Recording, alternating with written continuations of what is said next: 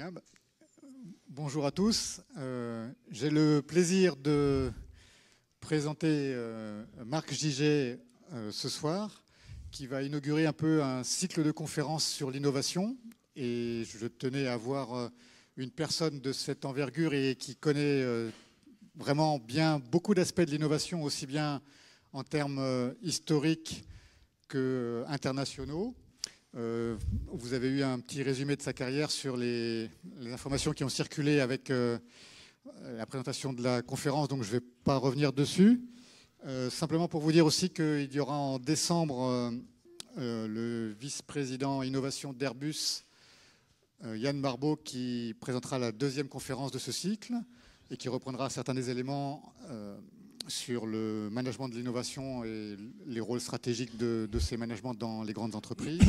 Et ensuite, en janvier et février, un focus plus sur ce qui se passe dans les startups par un consultant et une dernière conférence par un designer qui essaiera de montrer que le design, c'est bien loin de ce que la plupart des gens pensent aujourd'hui, c'est-à-dire uniquement de l'esthétique et le rôle que ça peut avoir dans les processus d'innovation actuels. Mais je suppose que ça va aussi peut-être être abordé un peu. Donc, je vais laisser la parole à Marc Giget. Bien, merci beaucoup. Je suis très content d'être parmi vous aujourd'hui.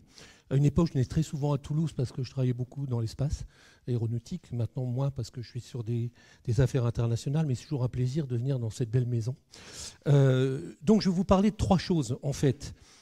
Trois parties. Enchaînement des vagues d'innovation. Vous allez voir que l'innovation, c'est quelque chose qui arrive par vagues successives. Comme ça ne s'arrête jamais.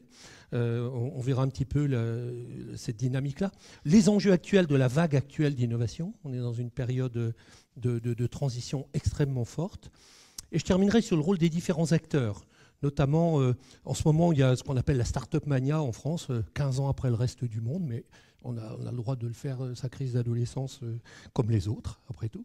Et donc, on verra un petit peu la répartition de l'innovation entre grands groupes, entreprises moyennes, institutions, centres de recherche.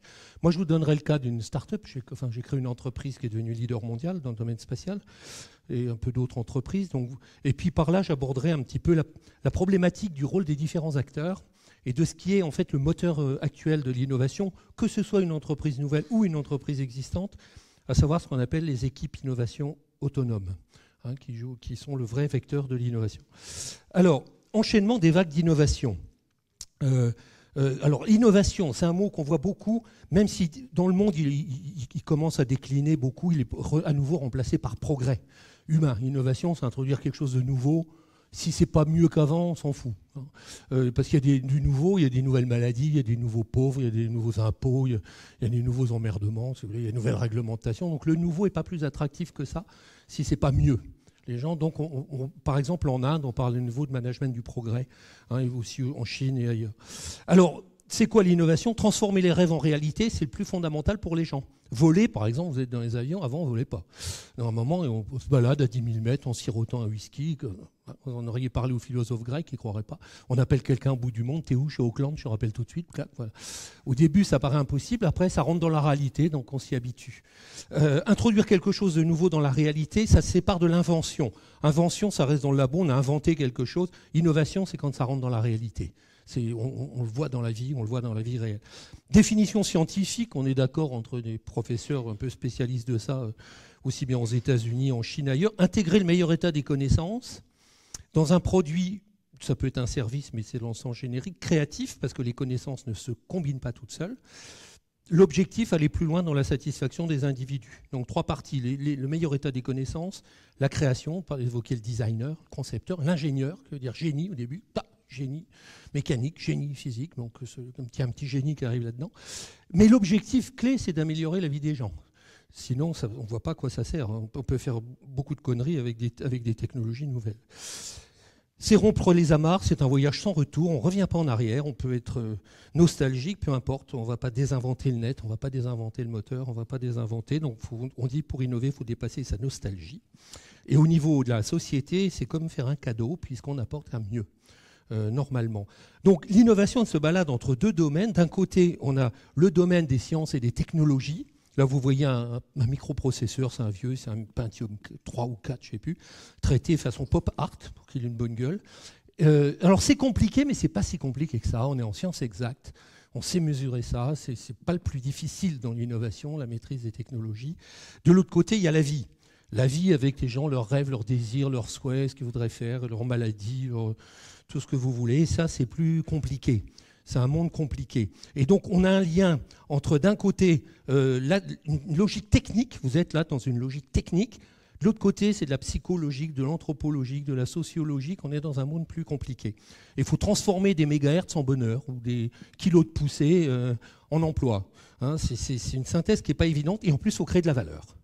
Et donc, on a tout le temps ce va-et-vient entre les technologies et la vie. Et on va voir, on peut le prendre d'un côté ou de l'autre. Avoir des technos et chercher des applications dans la vie, soit partir de la vie et chercher des solutions pour résoudre le cancer, l'Alzheimer, ce que vous voulez. Alors, poussée scientifique et technique, je maintiens ce slide depuis maintenant une quinzaine d'années à jour pour l'Académie et aussi pour d'autres. On a une poussée phénoménale. On a passé cette année 20 millions de chercheurs et ingénieurs en R&D dans le monde. 20 millions, on va prendre compte. C'est 1,5 fois la population de la Belgique, pour donner une idée, qui passent leur temps à rendre tout ce qui est autour de nous ridicule. Ils passent tous les matins et disent on peut faire mieux. Donc vous voyez, ça pousse. 20 000 articles scientifiques publiés par jour, ça fait 4 millions par an, dans 110 000 revues scientifiques, pour vous donner une idée. 2,9 millions de brevets délivrés par an. Il y a 5 ans, on passait 1 million par an. On va atteindre 3 millions. Et sur l'essentiel de la croissance venant de la Chine. Et aussi des pays émergents. 10 millions de brevets actifs en 2016. Sachez que les brevets, un tiers des brevets perdent toute valeur dans le trimestre suivant leur dépôt. Déjà dépassé par quelque chose de plus performant. Donc c'est un tapis roulant, si vous voulez. Et moins de 0,5% des brevets vont être rentables. Ils vont trouver quelque chose qui est prêt. Dépenses d'R&D, c'est pareil. Cette année, on passe les 2000 milliards de dollars par an dans le monde. Voilà. Et tout ça a doublé en moins de 10 ans, en fait. Donc une poussée scientifique et technique. Tout ce qui est trouvé ne va pas être appliqué dans la réalité. Parce que c'est déjà dépassé, parce qu'on ne peut pas changer tous les matins. Alors je vous illustre ça, par exemple, pour les imprimantes. Vous voyez, vous avez une machine à écrire mécanique, vous avez l'IBM à boule, à une époque, c'est une révolution, la marguerite, la matrice, le jet d'encre, la bulle d'encre, le laser noir et blanc, le laser couleur, puis on arrive dans les imprimantes 3D. Tout ça, c'est fait en quelques décennies. Il n'y a pas d'imprimante qui a une durée de vie de plus de 10 ans en tant que technologie. Et chaque fois, on dit c'est la révolution. Et quand HP a inventé la machine à la matrice, c'était la révolution copernicienne. On n'a jamais fait d'aussi beau. Le laser, c'était la révolution. Et puis ça s'en va. Alors ça veut dire que c'est un rythme dur pour les entreprises, puisque la plupart des gens qui étaient leaders sur chaque techno ont dégagé. IBM ne fait plus ça, HP a du mal à s'accrocher. Donc voilà, c'est un continuum, ça revient par vague, et d'autant qu'on a une poussée scientifique et technique constante. Alors ça a un impact pour les entreprises. Je prends un domaine qui est très tendance, qui est celui des téléphones portables, inventé par Motorola, il a dégagé, suivi par Nokia, il a dégagé aussi, essaie de revenir, mais ça ne va pas être facile tout seul. BlackBerry, il a dégagé, il n'y avait que du BlackBerry à un moment donné. Apple, qui est toujours là, mais il est plus dominant. Samsung, qui aujourd'hui domine le marché. Et puis l'arrivée des 3 grands chinois, Huawei, Xiaomi et Oppo, qui est déjà le 5e déposant de brevets dans le monde. Moi, j'ai fait une formation pour les dirigeants d'Oppo. Ils veulent bouffer la terre entière, quoi. Ils ont 2,5 milliards de clients en Inde, en Afrique, partout. Donc, si vous voulez, c'est un rythme. Pour une entreprise, c'est pas rigolo, l'innovation en soi. C'est attractif, mais ça veut dire que votre position peut toujours être mise en cause. Et souvent, vous êtes leader sur une génération. Vous dites, oh, on a fait un tabac, et puis la génération suivante, c'est hard.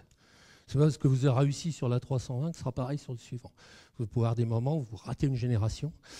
C'est pas si évident que ça. Le passage, par exemple, par 1, 2, 3, 4 à 5 n'a pas été évident. 6, on va voir. Donc, il y a un rythme continu qui fait que ça relance la machine. C'est un peu comme, si vous voulez, le mondial de foot. C'est bon, si vous avez gagné, vous êtes champion du monde en 89, le fois d'après, vous ne marquez pas un but. Voilà. Bon, donc là, ça peut être un peu pareil. On a donc ce rythme. Alors, l'innovation, on a vu la science et la techno d'un côté, l'individu de l'autre. Que nous dit Steve Jobs, qui est un peu le penseur moderne de l'innovation? Il dit, si vous partez des technologies en leur cherchant des applications, c'est sans espoir. D'une boîte qui fait 1 500 000 applis entre nous. Il faut partir des individus, de leur vie, de leurs attentes et mettre à leur service des solutions fondées sur les meilleures combinaisons technologiques possibles. Est-ce qu'on part des technos et on cherche, on envoie comme ça? Est-ce qu'on part de l'individu en cherchant des solutions? En fait, on a toujours une poussée technique et une attente de la société, un va-et-vient entre les deux, avec des recadrages assez réguliers. Parce que de l'autre côté, c'est les individus. Je vous dis, on n'est plus dans les sciences exactes. Si vous étiez en marketing, on dirait qu'il faut faire des produits à forte valeur ajoutée utilisateur. C'est quelque chose qui a beaucoup de valeur pour l'utilisateur. Ça suppose de connaître l'utilisateur, ce qui a de la valeur pour lui, quelles sont ses valeurs. Et les utilisateurs sont très variés. Tiens, j'avais demandé s'il pouvait réduire un peu la lumière, parce que c'est...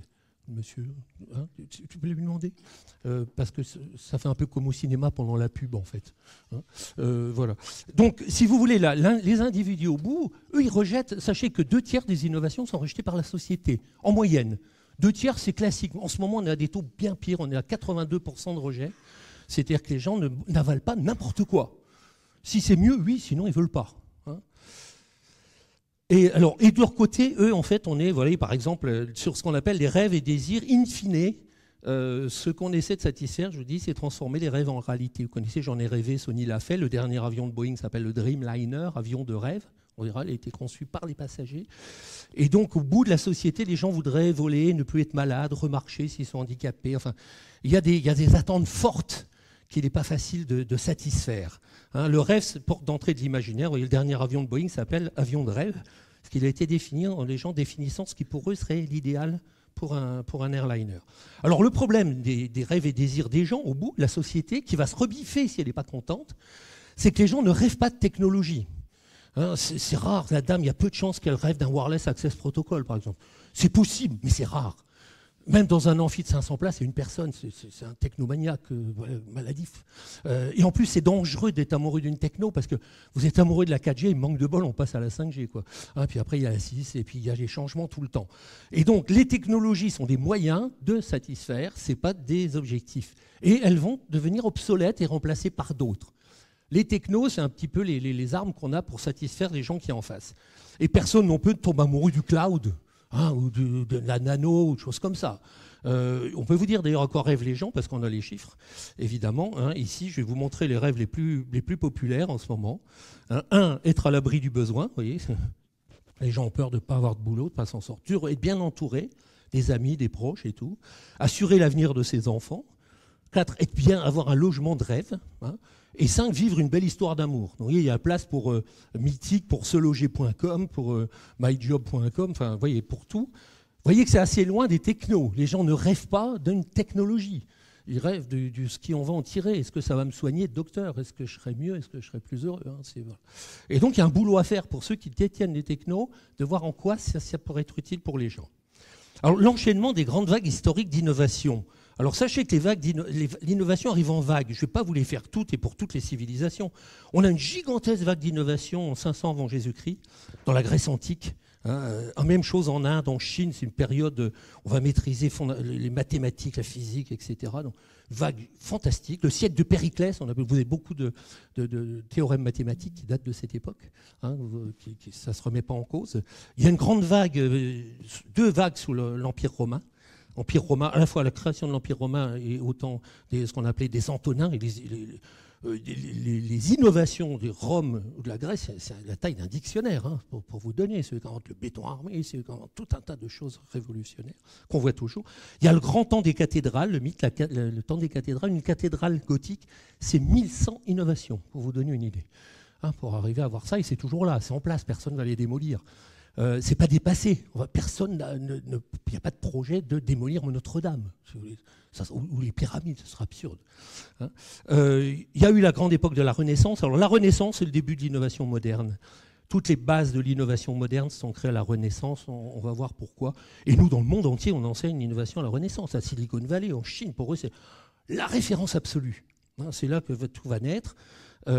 Ensuite, on aura une autre grande période qui est celle qu'on avait appelée la Belle Époque, qui porte bien son nom, c'est-à-dire qu'il arrive tout un tas de choses pour les gens qui vont les révolutionner, des médicaments, des soins, des façons de mieux traiter l'eau courante, l'électricité, l'automobile, l'aéronautique, tout ça déboule en même temps, pour vous donner une idée. Et puis aujourd'hui, on est sur une nouvelle perspective d'une révolution à la fois verte, technologique, sociologique, qui est en place. Et donc, quand on a ces cycles, ces grands cycles, on a vu des petits cycles passer d'une imprimante à une autre, ce n'est pas un cycle qui touche toute la société mondiale. Là, on parle de grands cycles. On a une vague d'innovation précédente, c'est-à-dire qu'on a des systèmes en place. Hein, on utilise des chevaux et pas encore inventé l'automobile. On ne vole pas, etc. Alors, une vague révolutionnaire scientifique, technique et innovation, elle va s'étaler sur plusieurs décennies. Il y en a même parfois pas plus qu'une par siècle. Révolution scientifique, on accumule les connaissances. Alors ça ne se voit pas de l'extérieur, c'est dans les labos. Ensuite, on va avoir une révolution technologique. Là, on commence à avoir des choses, c'est-à-dire qu'on combine les sciences vers des techniques. Par exemple, si vous regardez un film sur les débuts de l'aéronautique, vous voyez les gens, ils se cassent la gueule, ils réessayent, ils essaient avec un truc tournant, avec des ailes battantes, avec n'importe quoi. Ils essaient d'organiser ça en technologie, dont certaines vont réussir et qui vont donner donc une expansion, ce qu'on appelle une synthèse créative. On va créer des avions, des trains électriques, tout ce que vous voulez, des médicaments nouveaux. C'est une vague où là, on délivre vers la société. Hein. C'est la phase qu'on appelle destruction créative. Hein. Schumpeter a mis ça en forme. C'est-à-dire qu'on dégage ce qui était avant. On avait des CD, on les dégage, on passe au MP3. On avait des véhicules automobiles diesel, on va les dégager pour passer à l'électrique. Hein, crise financière violente, puisque tout ce qui avait de la valeur la perd, et il arrive des nouvelles valeurs, qu'on va appeler valeurs technologiques en bourse ou valeurs nouvelles. Hein, nouvelles valeurs. Ici, quand on est en phase de révolution scientifique, on parle plutôt de recherche-développement. En phase de révolution technologique, on parle d'innovation. En phase de synthèse créative, on parle de progrès. Aujourd'hui, on est en passage d'une phase d'innovation technologique vers une vague de progrès. Hein, recherche de progrès humain. Comment utiliser toutes ces choses-là pour améliorer la vie des gens? Alors, Renaissance, je ne veux pas vous faire un cours sur innovation à la Renaissance et Belle Époque, mais si vous voulez les voir, on a tout ça sur le web. Sachez que c'est diffusé dans le monde entier. La Renaissance est importante parce qu'elle va faire une synthèse exceptionnelle autour de l'individu. Les connaissances, l'art, améliorer sa santé, avoir une vie idéale, tourner autour de l'individu. L'homme va découvrir les planètes, il va découvrir la terre sur laquelle il vit, il va découvrir les arts, etc. Donc c'est une des plus belles époques qu'il y ait eu d'innovation. Et on va définir les critères nouveaux. On invente le brevet d'invention, qui est clé parce que ça permet à celui qui a créé d'en tirer quelque chose. Le Venturi Capitale, des banquiers lombards, ça s'appellera Venture Capital aux US plus tard. L'Amérique est découverte par du Venture Capital. Hein, Americo Vespucci bénéficie d'un des premiers fonds pour aller découvrir l'Amérique. Il peut peut-être même pas revenir, il va l'appeler Americo parce que c'est son prénom. Hein, donc voilà, la conception, le design est inventé à cette occasion. C'est-à-dire qu'on va travailler énormément la phase de conception. Ça s'appellera R&D plus tard. On peut passer 2 ans avant de faire un tableau sur les études théoriques à faire dessus, mathématiques et autres, des ignos, on appelle ça. Et l'humanisme comme objectif. Ça, c'est une révolution copernicienne. Par exemple, une cathédrale, c'est beau, c'est bien, c'est fait pour Dieu. Il y a des palais faits pour des empereurs, pour des militaires. Là, c'est pour l'homme en général. Tout le monde. Tout le monde a droit à l'éducation. Donc, on oriente sur l'humanisme qui va donner l'humanisme européen. Hein. Et 4 grands domaines, les philosophes de cette époque qui appuient sur cette notion d'innovation au service de l'individu. 4 objectifs: améliorer la condition humaine, améliorer la relation entre les hommes. Les hommes ont tendance à se cartonner ils n'ont pas la même religion, ils n'ont pas la même nationalité, ils n'ont pas la même couleur. Enfin, ils se cartonnent assez facilement. Et donc, essayer d'améliorer la relation entre eux, par l'éducation, par les livres, par la culture, par l'école. Améliorer la vie dans la cité, essayer de construire la cité idéale. Et à chaque révolution, on veut reconstruire la cité idéale. C'était Florence, c'était Rome, Paris. Améliorer la relation à la nature. Alors vous voyez, au niveau des objectifs, on n'a pas changé depuis 6 siècles. Améliorer la condition des gens, améliorer la relation entre eux, la vie dans la cité et la relation à la nature. Une autre grande vague, alors vous, il faut que vous connaissiez ces périodes. Et pourquoi? Parce que quand vous allez à l'étranger, si vous ne connaissez pas votre propre histoire, vous passez vraiment pour un con. Parce que les Chinois connaissent parfaitement ça. Ou les Américains vous dire oui, mais parlez-moi de cette période, vous avez fait la Tour Eiffel, vous avez le Grand Palais, vous avez fait le canal de Suez. Voilà, des gens disent j'en sais rien, je n'ai pas fait. Voilà, si vous voulez, si vous voulez, il faut monter sur les épaules de ceux qui nous ont précédés si on veut toucher les étoiles, hein, sinon on redémarre à zéro. Alors la période de la Belle Époque, hein, Paris était la capitale du monde à ce moment-là. Expo 1900, 100 millions de visiteurs. La France avait 30 millions d'habitants, hein, pour info. Hein, le plus populaire c'est là où arrivent toutes les grandes innovations et industries que vous avez autour de vous. Les 15 premières activités industrielles et économiques d'aujourd'hui naissent à ce moment-là. Vous voyez, à la fois le plus grand bâtiment du monde, la navigation aérienne, et un grand enthousiasme à cette époque-là. Hein, c'est cette révolution de l'idéalisation. Vous voyez ici Alors, l'avion, ça pourra donner des bombardiers aussi. Hein, c'est-à-dire la technologie est totalement neutre. Cette technologie, elle n'est ni bonne ni mauvaise. Avec un marteau pour enfoncer un clou, le crâne de la voisine. C'est pas la faute du marteau. Hein. La techno, elle est neutre. C'est des électrons, ils n'ont pas de couleur, ils n'ont pas d'intention. Big data, ça peut être Big Brother comme ça n'a jamais été. L'électricité, ça peut faire très mal. Hein. Ça dépend comment on veut l'utiliser. Donc chaque grande vague d'innovation est une vague de réflexion aussi philosophique sur les objectifs. Qu'est-ce qu'on autorise, qu'est-ce qu'on n'autorise pas, ce qu'on peut faire ou pas. Alors voilà, les grandes périodes d'innovation, on peut voir ça sur le web, ça s'appelle les mardis de l'innovation. Vous verrez, ce qui a été fait est exceptionnel. Donc, et beaucoup de pays disent, nous, c'est déjà ça, hein, ce qu'il y a eu à la belle époque, la santé pour tout le monde, l'éducation pour tous les gosses à l'école, salle de bain, cuisine, machin, vaccination, enfin, tout ça, c'est bien. Hein, pour nous, vous avez un côté gosse de riche. Hein, mais nous, c'est pas mal déjà. Hein, déjà, ça, pour tout le monde, ça sera bien. Alors, innovation, on voit, c'est un phénomène. Elle a été formalisée le mieux par Alois Schumpeter, hein, suite à la crise de 29. Il dit que c'est un phénomène de destruction créative. On détruit ce qu'était le passé et on crée quelque chose de nouveau, ce qui fait une période de crise. Innovation et crise, c'est la même chose. Un monde se termine, un nouveau monde émerge. Et vous voyez en ce moment des entreprises qui disent, est-ce qu'on va survivre? Même des boîtes qui étaient hyper pointues comme IBM. IBM signe son 30e trimestre de baisse de son chiffre d'affaires. Hein. Donc IBM est touché presque à mort, si vous voulez. Pourtant, c'est pas n'importe qui, c'est pas n'importe quoi. Comme on a vu disparaître des géants, vous avez vu Alcatel s'effondrer, vous avez vu d'autres Matra passer par perte. Donc c'est des périodes un peu difficiles, puisqu'il va falloir intégrer la nouveauté, il ne faut pas se cabrer sur le passé. Hein. Donc voilà, c'est une phase à la fois passionnante et inquiétante. Les gens craignent de perdre leur emploi, ils n'ont pas tort. Par exemple, dans la banque, là, on va vers 40% de disparition d'emploi par des systèmes d'intelligence artificielle, dits d'intelligence artificielle, qui analysent à peu près toutes les façons dont sont gérés les comptes. Ça interpelle les gens qui faisaient ça. C'était un boulot, c'était leur métier, quoi. Donc, innovation radicale, c'est à des moments, on fait un saut copernicien. Par exemple, on est passé de la bougie à l'ampoule électrique. Aucun fabricant de bougie n'est devenu fabricant d'ampoule électrique.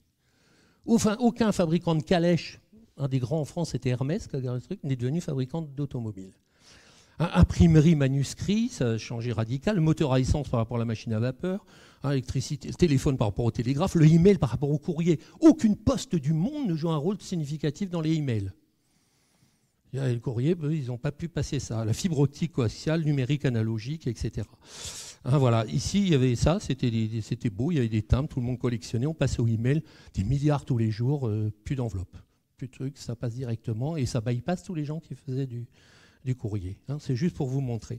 Alors ça entraîne de fait la disparition d'acteurs. Je vous en montre quelques-uns. Lip, c'était le numéro 1 mondial de la montre, jusqu'à l'arrivée de la montre à quartz. Et c'est Swatch qui était une boîte en faillite, petite boîte de rien du tout, qui a été revendue pour un franc suisse, faut dire symbolique, à Nicolas Hayek. Swissair, qui était la plus riche compagnie. Moi, j'ai enseigné le transport aérien à la Sorbonne quand j'étais petit. On invitait le patron de Swissair tous les ans, qui était la compagnie la plus riche d'Europe. Et d'ailleurs, Boeing disait une commande de Swissair, c'est des lingots d'or. Ils sont morts en 6 mois sans même avoir compris ce qui se passait. Pourtant, sa conférence la plus célèbre, c'était pourquoi les low cost n'ont aucun sens. Voilà, il expliquait que je pourrais la faire, elle était assez impertinente. C'est le système qui se déforme, il avait raison. En fait, aujourd'hui, c'est EasyJet qui domine tout le marché suisse. EasyJet, pour info, c'est le plus gros client d'Airbus. Il a acheté 600 avions Airbus. C'est une compagnie qui n'existait pas il y a 20 ans. Ryanair, c'est le plus gros client de Boeing. C'est des acteurs qui ont déstabilisé les gens en place, comme Air France et autres. Certains ont disparu, Sabena, Italie et tout. Manu France, c'était le premier, il avait 60% du marché européen de l'outdoor. Gigantesque entreprise, 6000 fournisseurs.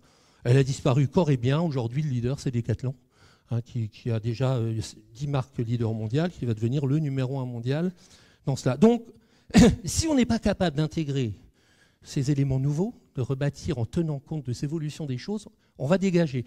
On ne peut pas s'appuyer uniquement sur son passé. Sinon, on est has-been. Vous avez vu, has-been. On a été. Comme des vieilles actrices qui disent « j'ai joué avec Cary Grant », c'est vrai, elle a la photo jaunie. Mais il est mort, il n'est plus là, et elle n'est plus l'actrice de référence. Et donc, il y a un côté inquiétant dans l'innovation qui est d'une histoire qui s'en va. Et certains, c'est assez dur à intégrer, si vous voulez. C'est surtout quand il y a ces révolutions. Alors, elles sont nécessaires. Les innovations radicales sont indispensables. Ici, je vous montre un central téléphonique de l'année de ma naissance. Donc, il n'est pas très vieux. On est bien d'accord. Bon.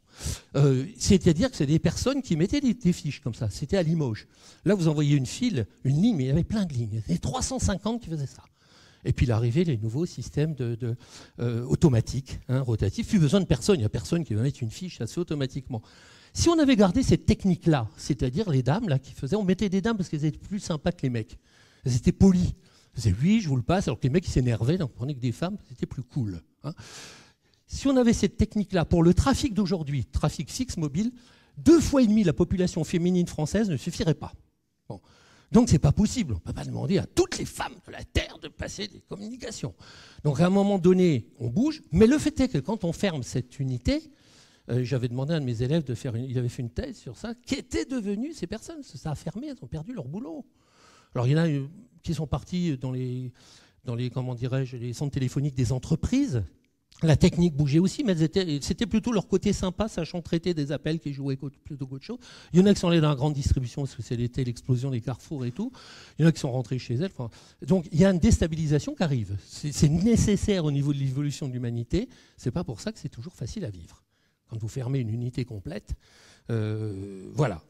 Donc c'est pour vous montrer qu'on a ce phénomène rythmé. Il faut se poser la question, quand on introduit quelque chose de nouveau, est-ce qu'il faut former les gens? Que vont devenir ceux qui étaient sur la génération précédente? Comment va se passer cette transition? Sinon, ça va vous péter à la figure, ce qui arrive régulièrement, c'est-à-dire que les gens rejettent le fait. Alors, dynamique et enjeu actuel de l'innovation. Aujourd'hui, on est dans une vague complexe, lourde et complexe. Il y a beaucoup de défis de notre époque. Il y a des grandes évolutions en cours qui interpellent la société au niveau mondial.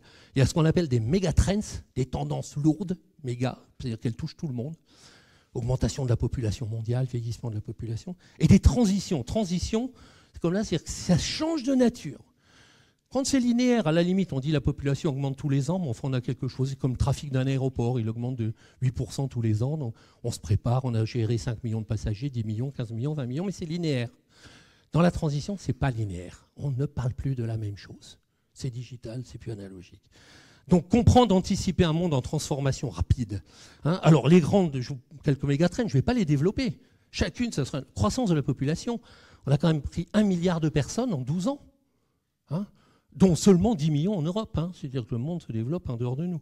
On pense aller vers 10, peut-être 11, voire 12 milliards de personnes. C'est gigantesque par rapport à ça. Où mettre les villes? Enfin, crise de population, l'Afrique va passer de 800 millions à 2 milliards, donc va pousser aussi des gens qui vont chercher à aller dans d'autres villes. Urbanisation, qui est accélérée aujourd'hui, 60% des gens vivent dans des grandes villes, ça va monter à 80%, ça a des conséquences phénoménales de la vie en ville, du fonctionnement, la desserte urbaine, des transports urbains.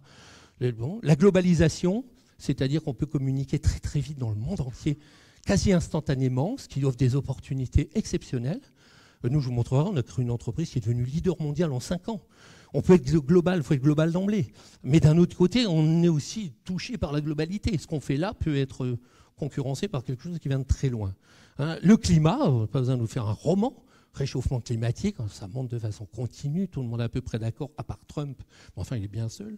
Et l'évolution des technos qui est relativement prévisible. Quand on est proche du monde de la science, moi je suis à l'Académie Sciences Technologies, on voit arriver la science et les technos, si vous voulez, on a une visibilité à 10, 15, 20 ans. Ce n'est pas une surprise complète, l'arrivée de la génétique ou encore de la biologie moléculaire ou des nouveaux matériaux. Ce n'est pas la partie la moins anticipable. La société est beaucoup plus difficile à anticiper. Et les grandes transitions, changements de nature. Alors transition écolo-énergétique.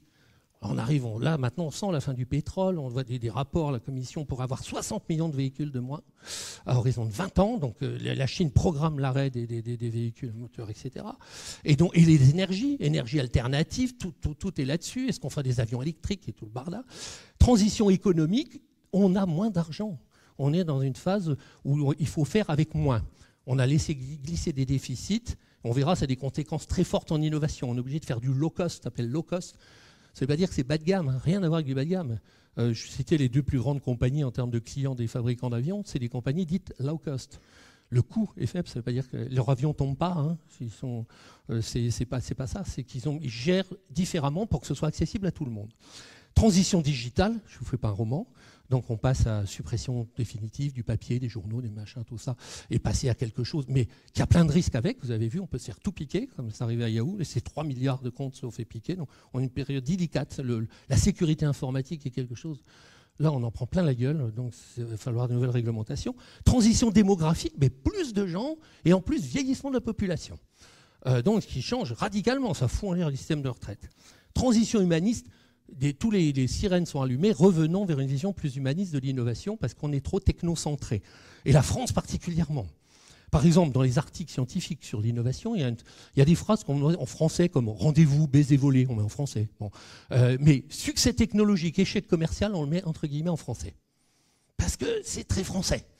Le Concorde, l'aérotrain, etc. J'ajouterais presque la 380. C'est-à-dire qu'on a fait un succès technique, mais le produit n'a pas plu à la société. Ça veut, échec commercial, ça veut dire échec sociétal. C'est pas ça que les gens avaient besoin. Donc, on s'est amusé comme des fous entre ingénieurs et on a fait quelque chose qui n'est pas. Et maintenant, il y a un nouveau mot que j'ai entendu à Bruxelles là récemment. Il y a des conférences. Puis il y en a qui dit on peut aller boire un coup, ça va être techno-chiant à la française. Bon, techno-chiant à la française. Hein. On l'a vu à l'Académie des technos. On a dit non, on ne veut pas faire du techno-chiant à la française. Hein. C'est-à-dire, on vous parle 4G, machin, alors que les autres s'en foutent. On va dire 4G, 5G, on s'en fout. Est-ce que c'est mieux? C'est toute la question. Ville digitale, je m'en fous. Est-ce qu'on fait mieux vivre? Est-ce qu'on est en sécurité? Est-ce qu'on a moins mal? Est-ce qu'elle n'est pas polluée? Il y a sans doute des solutions digitales, mais ce n'est pas l'objectif en soi. Donc voilà, des transitions très lourdes. Aujourd'hui, le grand mouvement qui balaie la planète, qui n'est pas parti de chez nous, malheureusement, il était parti de chez nous à la Belle Époque et un peu à la Renaissance, c'est ce qu'on appelle Innovation for a Better Life. Innover pour une vie meilleure. Là, vous voyez, les grandes multinationales, la vie, tout recentré au niveau de la vie. La vie avec passion, mieux vivre, invented for life. Hein, donc, et là, il y a une demande forte parce que les gens ne sont pas contents des innovations. Sachez qu'aujourd'hui, la majorité des gens ne sont pas satisfaits des innovations. Mais un point qu'on n'a pas eu depuis très longtemps. Philips fait une étude tous les ans sur la façon dont la société a reçu les nouveaux produits. S'ils sont contents ou pas. Pas les produits de Philips, les produits qui arrivent vers les gens. Depuis la Deuxième Guerre mondiale, l'année dernière, la pire année depuis la Deuxième Guerre mondiale. Les gens disent non, ça n'améliore pas notre vie, c'est toujours aussi fatigant, les transports sont de plus en plus longs, on est mal logé, enfin, la santé, on n'a plus accès à l'éducation de façon égalitaire. Enfin, bref, c'est pas, si vous voulez, le fait de dire j'améliore la techno, certains disaient mais ça va de soi, si on améliore ces programmes. Non, ça ne va pas de soi. Si on n'en a pas l'intention, ça ne se fera pas tout seul. On peut faire juste des choses pour jouer avec les technos. Alors ça, je ne vais pas le développer, mais sachez qu'une entreprise, elle se pose ces questions. Les grandes évolutions, les risques majeurs. En plus, j'ai passé sur les risques majeurs. Il y a des risques, on a vu, les risques informatiques, il y a d'autres risques, les risques d'attentats, les risques de guerre, je ne sais pas. Les enjeux clés, et puis donc les défis à relever, ils vont essayer de proposer quelque chose qui fasse le lien entre la technologie et la société. Est-ce qu'on a des nouvelles billes pour aller plus loin ? Et sachant qu'il y en a d'autres qui veulent le faire bien. Samsung n'est pas un con. Si vous êtes Airbus, Boeing n'est pas un naze. Bon. Donc on n'est pas tout seul à vouloir faire mieux. Voilà un petit peu le cadrage dans lequel on se situe. Je ne rentre pas dans les détails, mais je vous laisserai le support sur les clés, les méga clés, les enjeux clés, les défis à relever. Et il y en a pas mal. Aujourd'hui, il y en a pas mal. Donc vous voyez, transition écologique, transition énergétique, transition digitale, transition économique. On a plein de gens qui ont peu d'argent, qui soient émigrés ou ayant un très faible revenu. Si on ne les réintègre pas dans le système, ça va nous péter à la figure. Ça, c'est radical. Donc c'est pour ça qu'il faut faire des choses accessibles. Et en plus, on a une évolution humaniste. La montée des femmes, c'est énorme, partout. Par exemple, nous, vous voyez, j'anime un club, un puissant club de directeurs INO, une centaine, dont 70 leaders mondiaux. Donc on était à 15% de femmes il y a 5 ans. Aujourd'hui, on est à 55% de femmes directeurs innovation groupe. Chez Bayer, chez machin. Donc c'est une montée et on le voit partout. Les femmes n'avaient pas leur place. Donc on a un rééquilibrage qui n'est pas une plaisanterie au niveau des enjeux gendre. Et puis par ailleurs, on a l'évolution de la population. Ici, je vous montre une vraie photo. C'est une famille où il y a 5 générations en même temps. Vous voyez la jeune fille qui est là, elle vient d'avoir un bébé, 2 générations, c'est sa sœur. Il y a qu'elle qui bosse en plus, parce qu'elle est en congé maternité. Il y a sa mère qui est là-haut, qui vient d'être à la retraite. Il y a sa grand-mère qui est à la retraite et son arrière-grand-mère qui est à la retraite. Donc une qui bosse, elle doit assumer elle. Et 4, l'équilibre, vous comprenez que ça ne va pas être simple. Hein. Ça, je vais vous dire tout de suite. Ça va, et ça se généralise. Pas facile à gérer. Alors, quand on travaille avec la société, beaucoup d'enquêtes sociologiques, aujourd'hui, déception croissante de la société par rapport à l'innovation. Alors, ça paraît paradoxal, 20 millions de chercheurs, 3 millions de brevets par an, des milliers de publications, ça tombe comme un gravelotte, et au bout, les gens disent « Oh, ça va bien ». Je dis, mais c'est pas possible. Et ça, c'est des ados. C'est le travail des ados, c'est eux qui ont mis. Ne jamais sous-estimer la capacité des autres à vous décevoir, disent-ils, en parlant de la génération qui les a précédés. Pas assez d'innovation qui améliore réellement la vie. Des gadgets, des choses intéressantes, mais qui améliorent vraiment la vie, qui donnent confiance dans le futur, pas tant. Hein. Les grandes insatisfactions des Français, mais c'est la même chose ailleurs. Hein. Nous, on travaille au Brésil, en Inde, partout. Ben, la santé, les gens ont peur de se retrouver tout seuls, abandonnés de tous. Les hôpitaux sont en déficit, la sécurité est en déficit. Bon. Les transports, ça, c'est l'horreur totale. Tous les transports sont plus lents depuis 30 ans. Le temps pour faire Paris-Londres en avion, pour aller de chez vous à chez vous, il augmente de 2 minutes par an.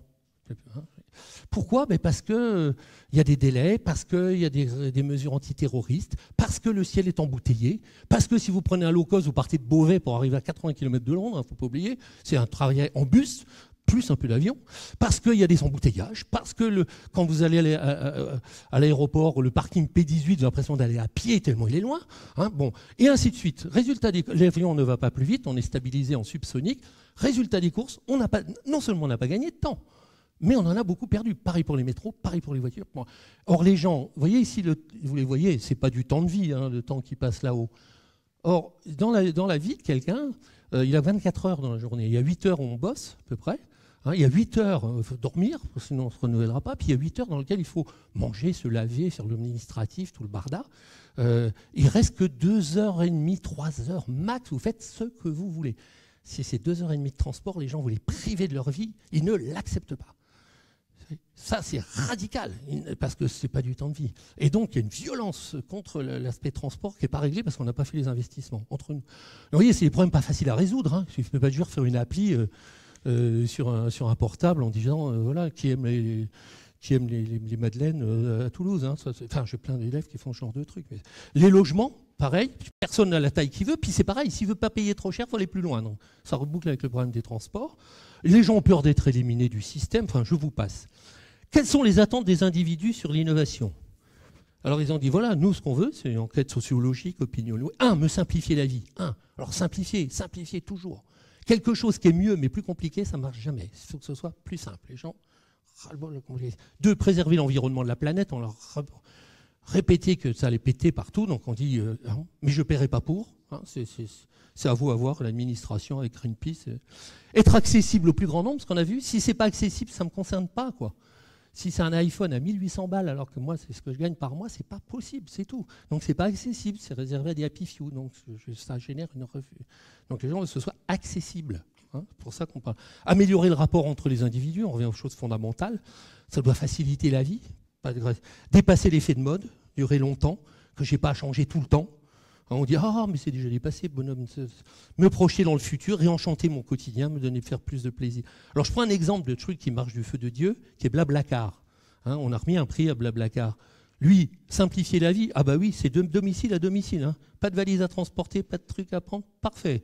Préserver l'environnement, oui, tiens, on est à 3 par voiture au lieu de 1. Donc, radical. On consomme moins. CQFD est taxible au plus grand monde. Oui, c'est un tiers du prix du TGV. Donc, il n'y a pas moins cher. Donc, vous ne pouvez pas faire moins. Améliorer le rapport. Oui, même l'assurance est moins chère parce qu'il y a moins d'accidents quand vous avez des gens avec vous que si vous êtes tout seul. Et les gens discutent, ils disent c'était bien, c'est une nouvelle relation. Dépasser l'effet de mode, durer longtemps, oui, c'est là. Donc, ils font un sans faute sur les principales demandes. Évidemment, ils sont en phase. Hein, je prenais juste cet exemple. Alors, la simplicité, c'est clé absolue. Remember the kiss, c'est une expression américaine qui veut dire kiss, keep it simple and stupid. Garde-le simple, stupide. Alors on dit mais stupide. On dit oui, c'est l'individu qui est intelligent, c'est pas l'objet. Même si on parle d'objet intelligent, c'est une blague. Le radiateur n'est pas intelligent. Il a des automatismes, ça n'a rien à voir. Alors je vous montre juste sur votre métier les avions. La simplification, ça c'est le poste de pilotage de Concorde. C'est l'époque de pilotage à 3. Il y a 2 pilotes plus un mécanicien en vol, qui a le poste qui est sur le côté là. 350 sources d'information. 350. Bon. Hein, voilà, ça c'est la 300. Oui, c'est l'avant. C'est pour les pilotes. J'ai gardé que le poste de pilotage pour comparer. Après, il n'y a plus de mécanicien en vol. J'en se demandais ce qu'il pouvait faire en vol, en mécanique, sur un supersonique. Bon, enfin, il était là. Donc ici, vous voyez Concorde. Je vous montre à 320. Vous voyez, ça s'est simplifié. Avant, on disait, s'il y a de la place sur un tableau de bord, c'est qu'on a oublié quelque chose. Là, il commence à y avoir de la place. On peut mettre le photo d'un gamin, ce qu'on n'a jamais fait. Un dessin de la petite, imaginez, le pilote. Ici, vous êtes sur la 380, alors il y a de la place comme vous voulez. Vous pouvez mettre des craies pour dessiner, si vous voulez. Hein. Ici, c'est le 787, 4 cadrans. Et on voit arriver les palettes du haut, qui c'est affichage tête haute, qui va simplifier. Alors on pourrait dire, oui, mais les avions sont compliqués, c'est devenu de plus en plus compliqué. Non, non. L'interface avec les hommes, elle doit toujours être plus simple. Toujours. Il n'y a pas d'alternative à cela. On ne peut pas complexifier les systèmes, les gens ont déjà tellement de choses à faire qu'il faut qu'ils fassent. Donc transition humaniste, je zoome sur 2 points, l'aspect cost et transhumaniste, vague internationale de recentrage sur l'innovation vers l'amélioration de la vie réelle. Par exemple, les gens en Angleterre, ils ont voté pour le Brexit, alors que tous les sujets qu'ils critiquaient ne sont pas de la responsabilité de l'Europe. Mais les gens ne sont pas contents, donc ils pensent que ça vient de l'Europe. Aux États-Unis, ils ont voté Trump parce qu'ils ne sont pas contents. Partout, on dit les gens ne sont pas contents, ils vont voter mal et tout. Bon, il faut absolument recentrer vers eux. C'est une priorité de toutes les institutions mondiales. The World We Want, on a demandé à 25 millions de personnes ce qu'ils voulaient. OCDE, Better Life Initiative, les Nations Unies pour un monde meilleur, Eurostat, il n'y a pas plus chiant qu'un rapport d'Eurostat, normalement c'est des statistiques sur 27 pays. Ils vous sortent un truc, Quality of Life, on croirait que c'est un catalogue d'impressionnistes, en disant non, il faut recentrer sur le progrès humain. World Happiness Report, qu'est-ce qui fait il détermine la joie des gens. Et donc c'est le mouvement, tous les pays du monde, 190 pays, il manque la Corée du Nord et 2-3 couillons comme ça, soutiennent ce programme pour les 15 années à venir. C'est des objectifs sur lesquels se sont engagés tous les pays et toutes les grandes multinationales et toutes les ONG. Il faut en tenir compte, parce que quand vous serez sur des projets, si vous n'êtes pas en coordination avec ça, vous n'aurez pas les sous. C'est simple, vous n'aurez pas les sous. Parce qu'on dira, oui, attendez, au Brésil, nous, notre priorité, c'est d'abord éradication de la pauvreté, éducation pour tous. Donc, aujourd'hui, le monde se repart vers l'humanisme parce qu'il y a eu un décalage, si vous voulez, qui fait que... Donc ça, c'est très important à prendre en compte. On voit des gens, ils sont boulés, ils ne comprennent pas pourquoi. On dit, mais tu ne sais pas qu'il y a des programmes mondiaux qui sont sur cet aspect-là, donc il y a de l'argent qui va avec des projets, etc. Et initiative relayée par plus de 200 leaders mondiaux. Donc vous arriverez en plein dans cet aspect-là. Il faut impérativement... Par exemple, en Angleterre, aujourd'hui, si vous voulez de l'argent public, vous avez un projet de recherche, tiens, on aimerait bien qu'il y ait un peu de l'argent, comme chez nous, que je ne sais plus comment ça s'appelle, un projet d'avenir, enfin tout le barda. Eux, c'est l'Office des brevets qui diffuse l'argent, c'est lui qui contrôle. Ils ont intégré un élément qui est, vous voulez de l'argent pour un projet, d'accord, ça s'adresse à qui? Est-ce que vous avez des critères d'amélioration objective de la vie des gens à qui ça s'adresse? Vous pouvez le démontrer ou pas? Vous ne pouvez pas le démontrer, vous n'aurez pas de sous. Point barre. Et c'est pareil pour les grands groupes. Par exemple, Sodexo, qui est le plus grand gestionnaire de services du monde, 450 000 employés quand même, gère des aéroports, des plateformes pétrolières, des hôpitaux, des prisons. Il vient d'avoir un contrat de 5 prisons en Angleterre pour 50 ans. Il construit les prisons, il gère les prisons. Il est payé pour 1/3 sur la diminution du taux de récidive. La prison, ce n'est pas fait pour être une école du crime, c'est pour que les gens remettent dans les clous. Donc c'est le critère. Et Bouygues, tous les gens disent maintenant on a de plus en plus de critères objectifs, des critères de développement humain, d'amélioration de la vie. Et c'est pareil pour tous les secteurs. Donc tenez-en compte parce que ce n'est pas la force actuelle du système français qui est technocentré. Ça c'est une nouvelle approche de Renault sur, pareil, améliorer les choses de la vie. Alors, caractéristiques des nouveaux produits et services de ce qu'on appelle sortie de crise, même si dans le monde on parle moins de crise, mais chez nous, 2020-2030. Alors, je ne vais pas faire le détail. Au cœur, effectivement, on a des technos, mais vous voyez, elles sont au cœur. Techno, on ne doit pas l'avoir. Digital et les autres technos. Accessible, ça veut dire accessible à tous. Triple A, on dit dans le monde, ça veut dire accessible, disponible, affordable. Est-ce qu'il est disponible réellement, abordable réellement? Est-ce qu'il y en a? Low cost, frugal, enfin, on donne le nom qu'on veut. Valorisant, est-ce que ça implique l'utilisateur? Est-ce qu'on l'a fait avec lui? Est-ce qu'il a donné son avis? Est-ce qu'il est impliqué? Progressiste, humain, respectueux, échange, partage, solidarité. Amélioration de la vie réelle. Répondre aux vrais problèmes, confiance, etc. Et écologique, durable, pérenne, RSE, enfin, ça c'est plus classique. Ça c'est 100 grands groupes qui déterminent ça, c'est pas ma vision. Plus grande confiance et légitimité dans le fournisseur. Est-ce que réellement il respectera ses valeurs ou est-ce qu'il bidonne? Parce que sinon les gens peuvent dire on fait un embargo, on ne suivra pas. Alors je zoome sur 2 aspects, accessible et valorisant. Alors accessible, alors le terme anglais on dit low cost, les Français n'aiment pas low cost, ça fait bas de gamme. Et on confond low cost et bas de gamme. Donc on dit accessible en français. Je vais montrer Total Access, c'est des stations-service les moins chères, ça s'appelle Access. Le véhicule, la Duster, voiture accessible, on met Access. Modulaire, inclusif, frugal, donc disponible pour tous. Et on essaie de revenir à ce que tout le monde ait accès à la technique. Quand on a fait les grandes innovations du 19e, on a mis l'électricité dans toutes les maisons, pas une maison sur 3. On a mis l'eau, le réseau d'eau à toutes les maisons, pas une maison sur 3. On a fait éducation pour l'école de tous les enfants, pas 2 enfants sur 3. Et on a vacciné tout le monde. Soit c'est tout le monde, soit c'est personne. Et des grands pays comme l'Afrique, l'Inde, la Chine disent soit c'est inclusif, soit c'est pas de l'innovation. Faire pour un peu de gens qui sont pétés de thunes, comme dirait mon gamin, bon, c'est facile. Vous faites chose pour quelques happy few qui ont les moyens. Pour la Jet Society, comme on disait à une époque, ceux qui peuvent faire un aller-retour sur le week-end à New York. Jet Society. Elle a disparu, la Jet Society. Elle est remplacée par des vols où tout le monde doit pouvoir aller. Alors, accessible, vous voyez les pubs à la télé, scandaleusement accessible. Vous savez, le mec qui joue, on ne peut pas mettre aussi peu. Hein. Bon, hein, c'est les véhicules le plus vendus de Renault dans le monde, c'est ça. Et en plus, celui sur lequel il fait le plus de marge. Je n'aurais pas le temps de vous expliquer pourquoi ça en est là, mais c'est le cas général. Active, la Cactus, par exemple, on connaît bien PSA, ils sont formés aux démarches modernes d'innovation. Ils ont réussi voiture automobile essentielle, recentrée sur l'indispensable, traquant tout superflu, prestations de confort et de sécurité, inverser l'ordre des priorités, cherchant à réaliser un véhicule léger et simple comme l'était à 2 chevaux.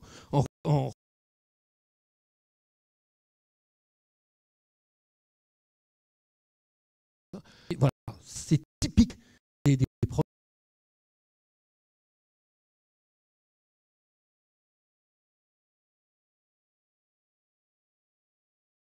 Repris la vue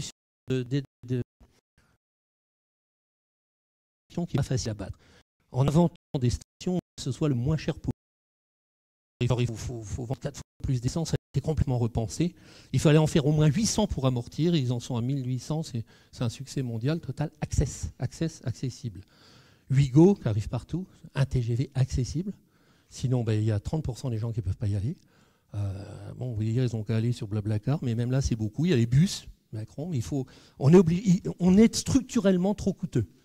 Sachez-le, dans beaucoup de domaines, on ne tient pas la route face à ce qui se fait actuellement, soit en Chine ou en Inde, mais aussi en Allemagne ou d'autres. Donc, on a un impératif parce qu'on a eu l'habitude de prendre nos aises dans les produits, sous prétexte qu'on faisait du premium. Novartis Access, vous voyez, c'est le numéro 1 mondial de la santé. Ils sont engagés auprès de l'ONU, auprès de l'Organisation mondiale de la santé, à traiter pour 1 euro par jour les pires maladies.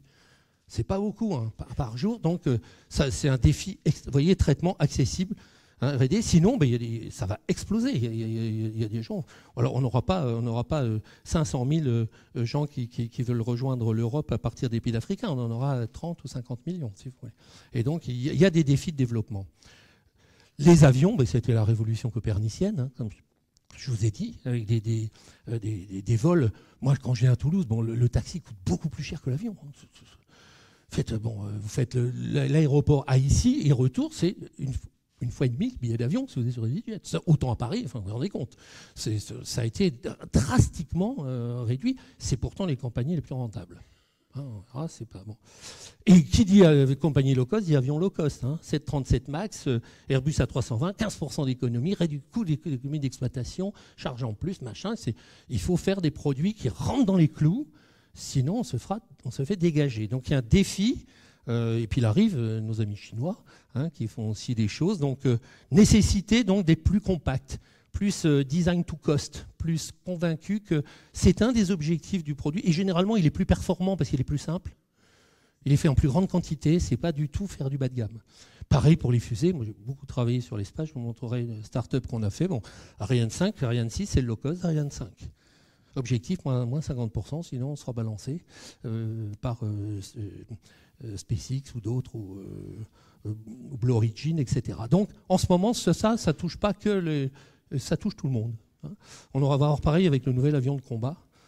Donc voilà, sachez qu'il y aura cette préoccupation que si c'est trop cher, on n'aura pas assez de gens en face. Et comme il arrive, si vous voulez, les gens qui se payent les produits que vous payez de pays développés, qui ont accès à peu près au même type de produits, qui voyagent, qui ont des vacances, qui ont une cuisine équipée et tout, c'est 800 millions de personnes dans le monde. On est à 7 milliards, c'est-à-dire qu'il y a 6 milliards 200 millions qui n'ont pas accès.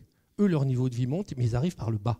Et donc, eux, ils veulent des produits qui soient près un tiers de ce qu'on a comme coût aujourd'hui. Si on les fournit, on explose, on va faire beaucoup de produits, comme la 320 Neo qui se vend très bien. Sinon, on sera purement et simplement éliminé, en fournissant juste un marché de niche pour quelques pays qui aient de l'argent. Alors, valorisant l'intelligence de l'utilisateur. Alors aujourd'hui, les utilisateurs, notamment par les réseaux et tout, ils se regroupent.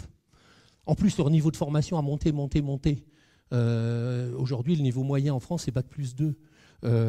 C'était 5 années de moins. On a beaucoup de concepts puis il y a plein de gens en face de vous. Vos clients, ils sont aussi ingénieurs, ils sont aussi designers, ils sont aussi... Et donc, ils donnent leur avis et ils se regroupent en association. C'est venu de la santé. Des mouvements venus du monde, des patients de plus en plus actifs et de moins en moins patients. Le jour où j'ai fait une conférence pour relancer l'innovation contre le diabète, 4000 personnes à la Villette, tous diabétiques, tous connectés, ils se connaissent tous. En face, il y avait les fournisseurs. Ils se faisaient engueuler, mais comme pas possible. Trop cher, l'insuline, là, machin, ça va pas. Et eux, ils avaient 2 prix Nobel avec eux et des grands médecins. Et vous dites, on n'est pas content, attention, on regroupe 5 millions de diabétiques, hein, mec, au cas où tu oublierais. Voyez, donc, on n'est plus dans la solution où l'entreprise sait et en face, elle a Madame Michu ou je sais pas quoi, elle a en face des gens organisés et qui donnent leur avis et qui, s'ils ne sont pas contents, le font savoir, proposent une alternative, financent une partie de la recherche, comme vous l'avez avec le Téléthon. Et c'est plus que... Alors, c'est dans la santé, oui, mais il n'y a pas que la santé. Par exemple, le logiciel le plus utilisé par les médecins, il était défini par des médecins pour des médecins. Alors, c'est la grande mouvement dans l'innovation, c'est défini par des pour des. Défini par des gamers pour des gamers, par des vieilles filles pour des vieilles filles, par des ce que vous voulez, par des pilotes pour des pilotes, par des musiciens pour des musiciens. C'est-à-dire que les gens prennent le contrôle. Ils disent, c'est pas ce dont on a besoin. Eux aussi, ils ont leur geek dans leur réseau. Hein. Ne vous inquiétez pas. Ils ont les fournisseurs de techno. Des médecins, ils savent très bien ce qu'est un software. Ils ont balancé Sopra Steria comme un gamin, hein, je peux vous dire. Pareil pour les agriculteurs. Les meilleurs logiciels de gestion des fermes, c'est conçu par des farmers pour des farmers. Et je ne vais pas vous faire tout le tour. Je vais prendre juste un cas qui vous concerne. Pour les avions, co-conception, auto-conception, la révolution actuelle du conçu par des pour des. Hein, les gens veulent avoir intervenir dans la... Là, vous voyez une association de passagers à l'intérieur du Dreamliner. Alors, le Dreamliner, premier avion au monde défini par les passagers, défini par les 140 000 membres des 14 associations de passagers. On a demandé, c'est quoi votre avion idéal, votre Dreamliner? Alors, eux, qui voyagent tout le temps, ils disent, ah ben, on va vous faire la liste. Hein. Une mal des oreilles, la pressurisation est beaucoup trop forte, il faut quelque chose plus bas, la gorge sèche, il n'y a pas assez d'humidité dans le truc, ainsi de suite, ainsi de suite. Et ça donne un avion qui est un best-seller. La flying experience est exceptionnelle parce qu'il a été défini en fonction des... C'est-à-dire, on est passé au-dessus des aéroports et des compagnies pour demander directement à l'individu, qui après dit, et maintenant, il y a les réseaux sur le web, je pourrais retrouver un 787 parce que là, oui, je suis bien, c'est cool. Et donc, ils font pression sur les compagnies. Et du coup, ils sont comme des petits pains. Et Airbus fait la même. Par exemple, je vous montre un des derniers hélicoptères qui a été fait, le EC-175, totalement destiné à l'exploitation offshore. Vous savez, en mer du Nord, il y a du vent, de la pluie, enfin l'horreur, quoi. Et ça se pose sur des plateformes en mer. Pour la première fois, les caractéristiques d'un hélicoptère ont été définies par un groupe exclusivement composé des pilotes opérateurs des flottes. C'est les clients. Là, c'est les clients professionnels. Oil of Gas, des majors du pétrole, les pilotes de Total, de Shell. C'est ces gens-là, tous les jours, ils sont avec les hélicos. Tous les jours, ils savent ce qui merde, ils savent ce qui ne va pas. C'est eux qui ont défini le cahier des charges. C'était très important pour Airbus Hélicoptère de dire, attends, le cahier des charges, c'est pas toi qui vas le définir. Hein. C'est nos grands clients. Parce que si je perds Shell, bon, eux, ils sont tous les matins dessus. Hein. Et nous, à partir du cahier des charges, on fera ce qui a été fait. Mais on a clairement un glissement de la maîtrise d'ouvrage qui va vers le client. Et de la maîtrise d'œuvre qu'on garde évidemment. On est constructeur. Mais on a en face des clients intelligents, organisés, exigeants, et qui le savent. Et qui peuvent, pour le grand public, avec les réseaux sociaux, vous regrouper tous les malades d'une même maladie, facile. Mais là, vous pouvez voir tous les gens, tous les utilisateurs de la ligne 13 à Paris qui font chier la RATP. Hein, je veux dire, ils sont regroupés tous, ils en ont ras-le-bol.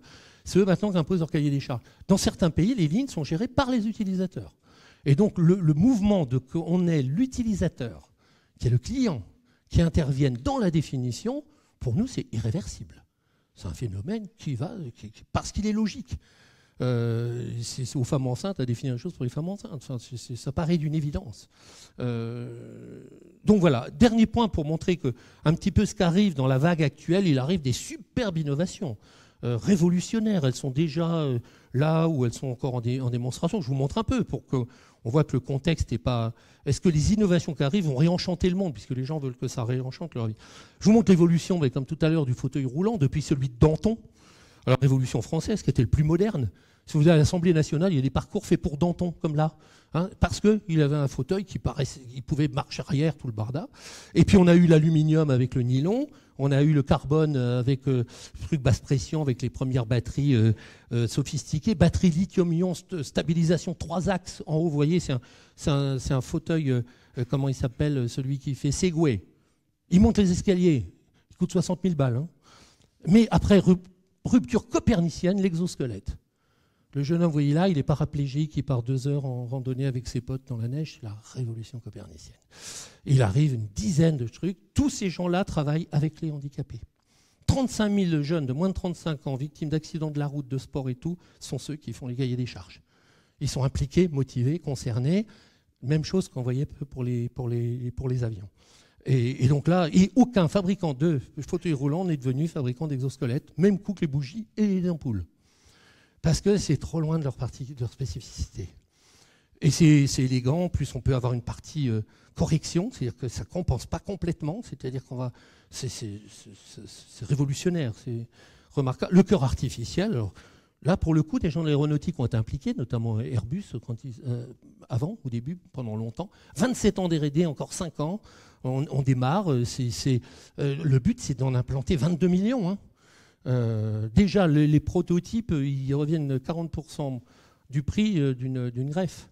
Aujourd'hui, si vous avez un cœur à changer qui ne va pas, vous attendez le week-end, parce que le week-end, il y a des beaux accidents, vous voyez, des jeunes qui ont des cœurs intéressants. Hein, je dis ça de façon un peu horrible, mais enfin, on en est là. On dit pas de donneur. Maintenant, les gens font attention, on a mis trop de radars, moins de donneurs. Enfin, je fais de l'humour noir, hein, volontairement. Mais là, on passera à quelque chose de durée de vie 25 ans, autonome, etc. Enfin, c'est mieux, quoi. Hein, on a fait des fausses dents, on a fait des faux cheveux, on peut faire un cœur artificiel. Ces 2 personnes exceptionnelles, ils auront le prix Nobel quand ça sera stabilisé. Évidemment, il y a encore un peu des difficultés. C'est la révolution. 27 ans d'R&D, il faut rajouter 32 ans pour faire un objet comme ça. C'est au cœur de technologies extrêmement complexes. Un des plus beaux bébés qui est, pour l'instant, c'est quelque chose français. Enfin, c'est pas que français, on n'est pas nationaliste. Chirurgie non intrusive ambulatoire, c'est la révolution. On devrait économiser 5 milliards d'euros par an. Ici, vous voyez, c'est dur à faire ça, parce que les gens, les chirurgiens qui travaillent avec ça, et quelquefois à distance, ils ne sont même pas à côté de la personne qu'ils vont opérer. Ils font confiance dans le système. Il ne faut pas que d'un seul coup, ça vous met syntaxe error. Hein, il vient de couper l'aorte. Hein. Donc, je dirais, c'est valable quand tout maîtrise parfaitement les technologies et qu'eux acceptent d'échanger l'information. On a cette révolution-là à l'hôpital et ça se passe plutôt bien. Même si on a pris du retard par rapport aux pays nordiques, à l'hôpital Georges Pompidou notamment, ça se passe bien. Ça veut dire qu'eux reprennent 2 mois par an de formation. Il faut qu'il y ait un échange entre informaticiens, médecins, etc., intelligence artificielle, modélisation du corps humain. On n'intervient même plus sur le corps lui-même, mais sur l'image qu'on en a. On fait l'opération à Strasbourg avec le type à New York. Enfin, voilà, ça c'est très important si on veut avoir des choses équilibrées. L'Institut de la Vision, pour la première fois au monde, on fait voir des aveugles de naissance. On met un capteur un peu CCD, comme vous avez sur votre portable, sur la rétine. Il va recevoir les images, il va les transmettre au cerveau. Même si le nerf optique est foutu, on l'envoie par un autre nerf. Et le cerveau, il reçoit des infos qu'il va commencer à interpréter culturellement. Et je ne vais pas amener le schéma là, mais au début, il voit des formes, puis il comprend que c'est des individus. Et des gens arrivent à voir à peu près correctement la Tour Eiffel alors qu'ils sont aveugles de naissance. Et l'Institut mondial de la vision, vous voyez là, le bâtiment est fini. C'est une révolution. Pixium Vision est leader mondial sur la vision, justement. Donc il arrive des choses qui correspondent à cette révolution technologique. Là encore, c'est hyper complexe. C'est 15, 20, 30 ans de développement. Hein. Robotique, là je suis content, c'est un de mes anciens élèves, c'est Bruno qui a créé Aldébaran, qui est dans 10 ans devenu leader mondial. Il a tout cédé maintenant à SoftBank. C'est pas une banque, hein, c'est une compagnie de software. Donc l'arrivée de la robotique d'aide à la personne, on n'est qu'au tout début, qui a beaucoup d'avantages, je passerai dessus. Ici, vous voyez aussi thérapie génique. Vous voyez, c'est un chanteur là, je ne sais plus comment il s'appelle, qui est à côté d'un enfant. La première usine au monde à faire des médicaments totalement génétiques pour soigner une maladie génétique d'origine. En une injection, il va recevoir une injection qui vaut 350 000 € quand même, qui fait qu'après, il n'est plus malade. C'est un côté exceptionnel. C'est un peu comme un vaccin. On vous dit, je te soigne la maladie avant que tu l'aies. Ce qui est quand même tout le monde. Quand on dit innovation, vaccin, ça. Là, on arrive à la même chose, on est au tout début. La deuxième usine sera construite en Chine, elle va fonctionner dans 2 ans. Celle-ci est 4 fois plus importante. Elle a été en grande partie payée par l'argent du Téléthon, faut savoir. C'est Génoprod, ça s'appelle. On va couper là où la nature s'est trompée pour remplacer un gène par un autre, en utilisant le virus du sida qu'on a désactivé, mais qui peut rentrer dans la cellule. Enfin, c'est beau comme le diable. On est vraiment à la pointe de ce qui va arriver. On est au tout début. Maintenant, en ce moment, ça coûte la peau du cul, mais c'était pareil au début des changements. Alors, les contenus de toutes les bibliothèques du monde, tous les musées du monde accessibles partout en 0,00 seconde 5, on peut s'informer de tout en temps réel, ça change radicalement l'éducation. Là, vous voyez les enfants face à un smartboard. Moi, j'en avais déjà il y a 15 ans, on avait les tout premiers. Bon, vous voyez, ils sont mieux que devant un écran, qu'un tableau noir. Ils sont plus captés, on peut faire venir 10 milliards d'éléments, n'importe quel poème, n'importe quelle forme, n'importe quel tableau. Là, il y a une révolution. On va avoir plein d'élèves. Moi, je donnais des cours un peu partout, j'étais au CNAM et tout. Je ne pensais pas passer 100 000 élèves en ligne. On a passé 100 000 élèves. Qui pensait un jour qu'on aurait 100 000 élèves? Je ne connais pas. Enfin, quelquefois, quelqu'un me dit « Ah, je vous ai eu comme élève ». Je dis « C'est bien, ça c'est au polo, mais je ne savais pas ». Enfin, vous voyez, donc c'est un changement assez révolu. Mais j'ai un collègue du MIT, il a 6 500 000 élèves en maths. Il sait expliquer les maths aux gens qui ne comprennent pas les maths. Et il s'est fait un truc énorme. Donc voilà, c'est révolution intéressante. Personnalisation, mais même plus loin, c'est individualisation des nouveaux services. Je vous montre 2 cas. Télélangue, qui a été inventé par Dubedou, qui a maintenant été repris par les leaders américains. Apprendre une langue à son insu, comme on a appris sa langue maternelle avec sa maman sans qu'elle vous donne de cours. Ça, c'est la révolution. Ipseo, c'est Essilor. For your eyes only, un système de vision qu'on appelle même plus lunettes. 500 variables de votre vue pour vous faire. C'est unique au monde. Il n'y a que vous qui aurez ça, ça correspond à vous. Votre façon de tourner la tête, les yeux, votre fatigue oculaire. Si vous êtes chercheur CNRS, vous voyez bien là, mais loin, vous ne voyez pas. Si vous êtes gardien de moutons dans les Landes, vous voyez loin, mais pas devant. Enfin, ça tient compte de tout ça et ça vous dit, c'est votre système de vision. Les gens le prennent, ils veulent le garder, parce qu'ils n'ont jamais eu ça. Et chacune est différente. Voyez. Donc voilà, il y a des belles choses qui arrivent. O3B, moi j'avais fait, c'est une des dernières assessments que j'avais fait. Vous connaissez O3B, c'est un système de télécommunication par satellite. Ça veut dire Other 3 billion, O3B, Other 3 billion. Les autres 3 milliards de personnes qui n'ont ni le téléphone ni Internet. Objectif, leur fournir accès téléphone, Internet pour 50 cents par an. Repris par SES. Voilà, très beau bébé. Accès universel au web, où vous soyez sur Terre. La première génération a été faite par Thales, sans doute visité leur point. Ils ont perdu la deuxième génération, pour info. C'est Boeing qui a récupéré la génération future au niveau fournisseur des satellites. Mais ça, c'est typique, c'est un programme mondial. Il y a aussi bien Google qu'Ariane Espace, que la principale entreprise sud-africaine, que HSBC, qui est la plus grande banque du monde. C'est ce type de projet qu'on peut faire dans le contexte qu'on a vu, globalisé, high-tech, besoin des gens, international.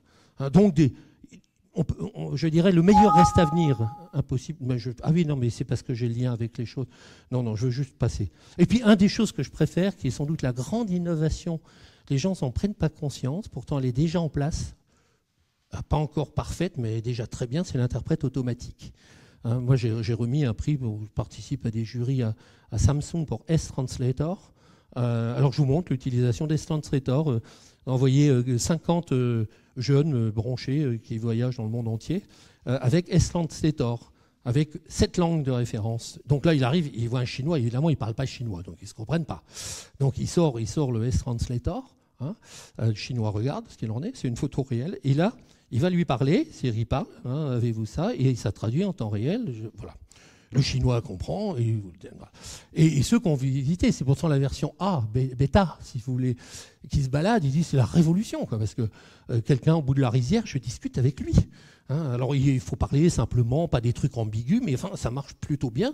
Je ne dis pas qu'ils sont devenus copains, mais enfin ça a plutôt bien marché. Ça c'est un peu comme le portable a cassé la distance, ça casse la barrière culturelle. Un agriculteur peut discuter avec un agriculteur chinois. Sans personne. Alors je passe derrière la sophistication, l'accès temps réel aux bases de données, à tous les journaux des 2 langues pour éviter, mais c'est vraiment un très bel exemple.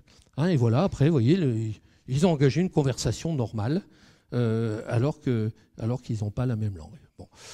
Donc voilà, ça c'est vraiment des innovations qui correspondent à justement cette orientation plus humaniste des gens, éviter d'avoir un tourisme qui soit agressif, que les gens puissent discuter ensemble. Le tourisme peut être ressenti violemment. Il y a des pays qui limitent maintenant le nombre de touristes parce que c'est une agression. Si on ne veut pas que ce soit une agression, il faut se comprendre.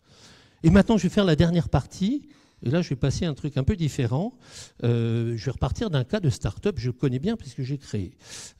Parce qu'on nous dit, oui, mais en ce moment, grand groupe start-up. C'est typiquement français. C'est le débat qu'il y avait il y a 15 ans dans le reste du monde. Mais enfin, prenons comme c'est. On est ici, voyons l'aspect. Non, c'est pas celle-ci. Rôle des. Non, c'est celui-là. Ah oui, c'est celui-là. Qu'est-ce qu'il veut? Oui, ok, c'est pas le problème. Différents acteurs. Alors voilà, je vous montre. Start-up. Alors je prends un domaine qui est le vôtre, qui est le domaine espace, vous c'est aéronautique et espace. Naissance, développement d'une start-up. J'aime pas le mot, j'ai mis entre guillemets parce que start-up, il n'y en a pas tant que ça. Oui. Ah, on le met sur le côté. Il n'y en a pas tant que ça dans finance. Moi, je viens d'évaluation financière. Ça définit des entreprises qui ont besoin de plusieurs dizaines à centaines de millions et qui ne peuvent pas exister autrement qu'une croissance ultra rapide. Il y en a très peu.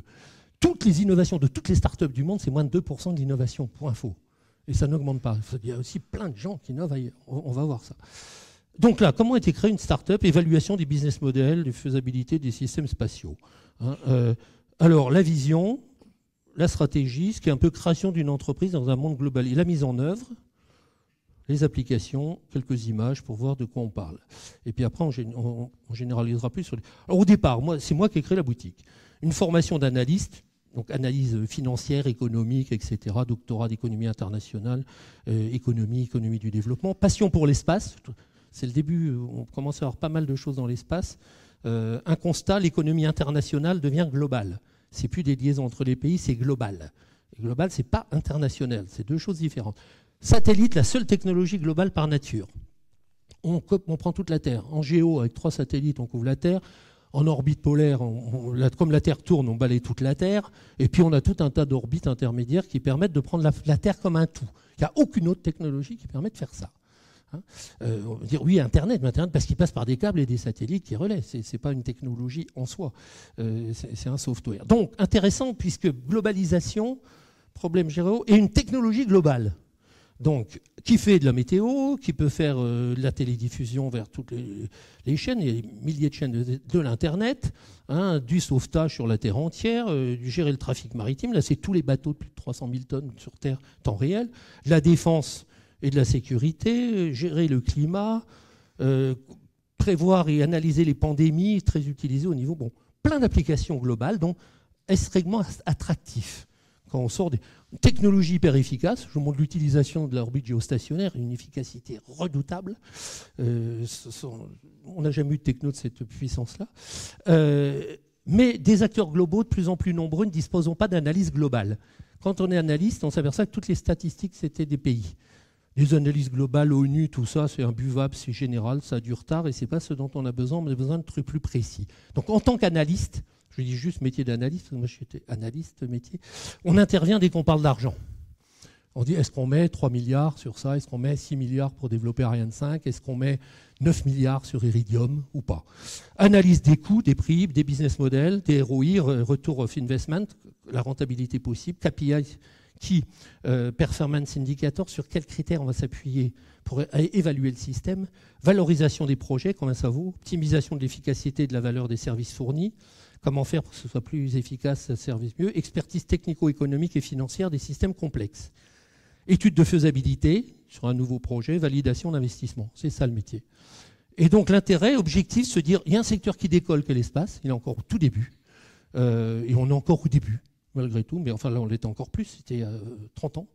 Devenir des analyses de référence de ce nouveau secteur au potentiel considérable avec une stratégie originale liée à sa spécificité.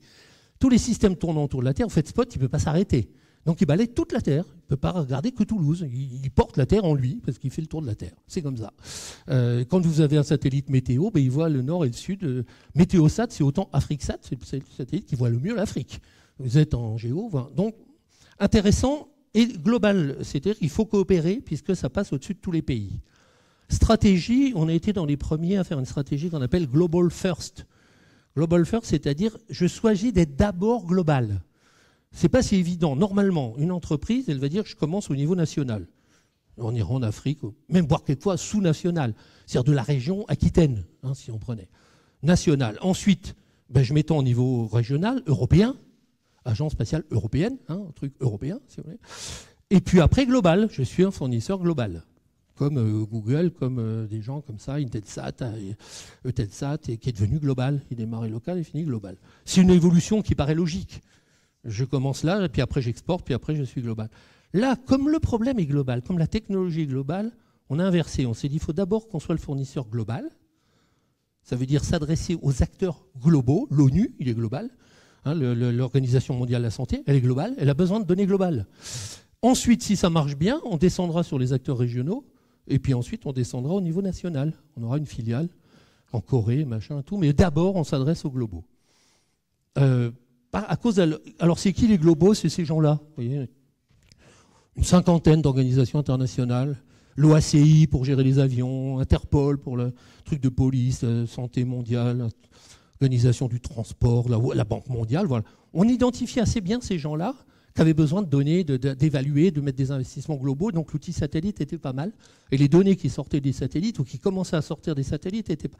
En fait, on s'était trompé. Ces gens-là, c'est sûr qu'ils étaient bien, mais ils étaient lourds à manier. Ils n'avaient pas tellement d'argent, ils étaient compliqués à faire. On les a eus comme clients, mais c'était... En fait, on s'est aperçu qu'il y avait plus de 500 clients intéressés. Essentiellement les banques d'affaires internationales, parce qu'elles doivent financer des systèmes qui sont globaux. Très loin, une banque australienne ou américaine, elle n'est pas en Europe, elle n'est pas en Afrique. Elle a besoin de données pareilles sur l'Afrique et le reste. Donc les due diligence, ça veut dire évaluation indépendante, analyse de marché. En plus, grande méfiance de la communauté financière pour un secteur proche de la science-fiction. Ça, c'est l'avantage. L'espace est tellement proche de la science-fiction. Vous voyez les conneries que peut raconter Musk de temps en temps, qui vont envoyer 100 000 personnes autour de Mars, que les investisseurs, ils vont dire, attendez, on va aller chercher de l'aluminium sur des autres planètes, alors que le marché de l'aluminium s'est effondré avec des mines qui sont très fortes. Et donc, ils avaient besoin d'évaluations rigoureuses dans un secteur très proche de choses où les gens disent mais pourquoi pas, mais bon, etc. Entreprises multinationales, les grandes de l'aérospace, mais Ariane Espace qui vendent des lancements à la Terre entière. Hein, où Airbus, il y a des satellites, les sociétés de télécom, de télédiffusion, les chaînes CNN arrosent la Terre entière, chaînes de télé, les services, bon. Les agences spatiales, il y en a maintenant 80 dans le monde, les agences de défense, les gouvernements. Donc on s'est aperçu qu'il y avait plus de monde qu'on ne le pensait. Ils voulaient une évaluation globale, des aides à la décision, optimisation de projets. Alors mise en œuvre du business model, il fallait décoller sur ça, transformer nos idées en argent, take-up profile. Alors je montre le parcours parce qu'en ce moment on a l'impression qu'on peut démarrer comme ça une entreprise en claquant dans les doigts, on fait une appli. Nous dans ce cas-là, il y avait 5 ans de recherche dédiés. En fait, définir ce qu'est l'économie de l'espace, ce qui n'est pas si simple. Ensuite, des contrats qui arrivaient assez facilement parce qu'il n'y avait pas grand monde là-dessus. De ADS, la communauté européenne, de la NASA, de l'Agence spatiale européenne. Ensuite, donc, décision de monter au créneau, c'est-à-dire de faire des travaux génériques. Nous, l'intérêt, ce n'était pas tellement d'avoir des contrats, c'était de faire quelque chose que tout le monde achète. Donc, on a commencé à faire des études World Research Report, World Space Business Survey 10-Year Outlook. Donc, avec database, le secteur décollant, il y avait 2 opérateurs au début, maintenant il y en a 100. Elle s'est nourrie, elle a grandi avec le secteur. Et donc, développement d'études mondiales. World Research Reports, faisant le point sur la situation mondiale. Ça coûtait beaucoup trop cher pour une société toute seule. C'est 200 000 à 1 million d'euros. Et donc, ça ne va pas, il faut avoir tout le monde. Et c'est récurrent. Donc, c'est important dans le business d'avoir du recurring. Ensuite, rassembler tout le monde, puisqu'il y a besoin pour un financement, par exemple, je prends Iridium et tout, c'est 70 banques du monde qui participent. L'idéal, c'est de les regrouper à un moment donné pour voir s'ils financent ou pas. On présente les projets, ils font leurs affaires, et donc on a créé le World Summit for Satellite Financing, qui n'existait pas, récurrent. Hein, c'est tous les ans, tout le monde vient pour voir ce qu'il va financer, et puis on l'a transformé en World Satellite Business Week, où le monde entier vient. Et puis on a continué quand même à faire des contrats dédiés en prenant plutôt les contrats clés, due diligence, études, etc. Donc voilà comment c'est développé avec des activités récurrentes et des activités qui, elles, sont des gros contrats qui tournent. Il y en a il faut renouveler les grands contrats. Voilà, World Research Report, c'est faire évolution depuis l'origine de tous les facteurs, une cinquantaine d'indicateurs clés d'un secteur nouveau applicatif dans l'espace, anticipation à 10 ans. Voilà, c'est devenu une référent. Et puis extension de l'activité par la techno et par les contenus. Aujourd'hui, l'entreprise elle a une quinzaine d'axes d'expertise mondiale, communication entre les bateaux, par exemple, tous les bateaux, les yachts d'un côté, les bateaux de croisière, les pêcheurs, tout ce qui est entertainment dans les avions, ce qui est communication entre les avions, communication entre les drones, les gros, communication militaire. Donc un domaine, on fait l'étude de référence mondiale, ça prend plusieurs années, ça coûte cher, et normalement quand elle sort, elle doit devenir la référence, et à ce moment-là, elle devient récurrente, étant payée par les utilisateurs. À chaque fois, on analyse le monde entier au même niveau d'analyse. Ça a été dur à mettre en place, parce que vous avez des bonnes stats aux États-Unis, en Allemagne, au Japon, le reste. Arriver à dire, voilà la situation mondiale, sur les capacités mondiales, par exemple, de très grande capacité par satellite, situation 2016, prévision après, global, systématique. Les acteurs globaux, ils ont besoin de ça en disant, il y a un trou là, je vais plutôt m'appliquer là, je vais mettre un data center ici, donc vision. Et puis, donc, vous voyez, par exemple, dans le secteur maritime, une fois que si vous tenez bien le secteur, vous développez avec lui et vous restez le leader, en fait, sur le mobile. Communication entre avions, c'était un grand défi il y a 3 ans, de faire la première analyse mondiale de la communication entre avions et du positionnement. Vous avez vu, quand un avion tombe, le cas de la Malaisienne, on cherche des boîtes qui font poète-poète pendant 6 mois dans l'eau. Alors qu'on est en connexion avec tout, pourquoi pas avec les avions? Alors, comme les avions, il n'y a pas de réseau sol, on ne peut passer que par satellite. Et donc aujourd'hui, on va vers l'obligation d'être connecté temps réel, tout le temps, avec au moins une centaine de variables. Et donc il fallait faire la première analyse de l'économie de la communication entre avions par l'espace. Donc faire la première étude générale mondiale. Ensuite faire la plus grosse due diligence pour lancer, celle du satellite qu'a fait Thales pour SES. Un satellite d'1 demi-milliard de dollars totalement dédié à cela. Donc ça, c'est intéressant. Il faut occuper un terrain au moment où il naît. Après, il est trop tard. Les drones, bon, il faut sélectionner parce qu'il y a un peu de tout dans les drones. Ça, c'est un nouveau secteur. Et puis, le lancement régulier de nouveaux formats. Par exemple, le fait que les gens se rassemblent du monde entier. C'est là que se fait 2/3 du business mondial. Il faut que tout le monde soit là. Il faut tout le temps développer des nouveaux formats. Vous voyez, 21e sommet, 20e, 14e, 9e, 2e, Smart Plane, communication des avions. Vous voyez. Il fallait occuper le terrain maintenant. C'est un marché important, il y a beaucoup de compagnies que ça concerne. Et donc, il faut tout le temps lancer des nouveaux formats. Alors, je vous montre un peu des réalisations. La World Satellite Business Week, qui est le plus grand événement du monde sur le business des satellites. 90% des dirigeants du business spatial. C'est là qu'on signe les contrats pour les grands acteurs signent l'essentiel des contrats là parce que tout le monde est là. Et il y a tous les banquiers, donc c'est le moment. Il y a l'argent. C'est une équipe quand même assez lourde, les 20 ans de la Space Week, vous voyez, qui doit gérer ce genre d'événement global, si vous voulez. Et après, vous voyez, on a fait d'abord mondial, puis après on descend sur les régions. LATSAT, c'est Latin America. Mais on fait d'abord global, et ensuite on descend sur Latin America, sur Middle East, sur Europe pour le faire. Alors ici, on a fait sur les startups. Comme nous, on avait démarré petit, avant d'être grand, on s'est dit, tiens, tout le monde fait des challenges start-up. Dans l'espace, il n'y en a pas énormément. Mais là, cette année, au mois de septembre, on a dit, on va remettre un prix pour les meilleures start-up de l'espace. Alors, je vous montre ce que c'est les start-up de l'espace. Vous voyez en bas les statistiques. On est à 220. Bloomberg, c'est une société très, très solide. Donc, parce qu'après, tout le monde se dit start-up. Fait un truc avec son beau-frère, on est une start-up. Enfin, il faut éliminer pratiquement 95% des projets. Donc 220 qui sont des entreprises qui ont certain potentiel. Donc 220, on en a sélectionné 22 et on en a primé 5. C'est pas trop dur à faire. Ici, nous, on a repris Dordain, qui était patron de l'Agence spatiale européenne depuis 20 ans, qui vient juste à la retraite, l'ex-patron de l'ESA, l'ex-patron de la NASA, 2 grands fonds d'investissement, une boîte, notre directeur général. Et donc, c'est pas très difficile à rassembler ce qu'il y a à Startup. C'est pas si important que ça pour remettre des prix. Et on a une. Ah, ben, je n'avais pas mis la. Ah non, on n'a pas vu là. Il y a une boîte française qui a eu, c'est Trust Me, qui fait de la propulsion électrique pour les petits satellites.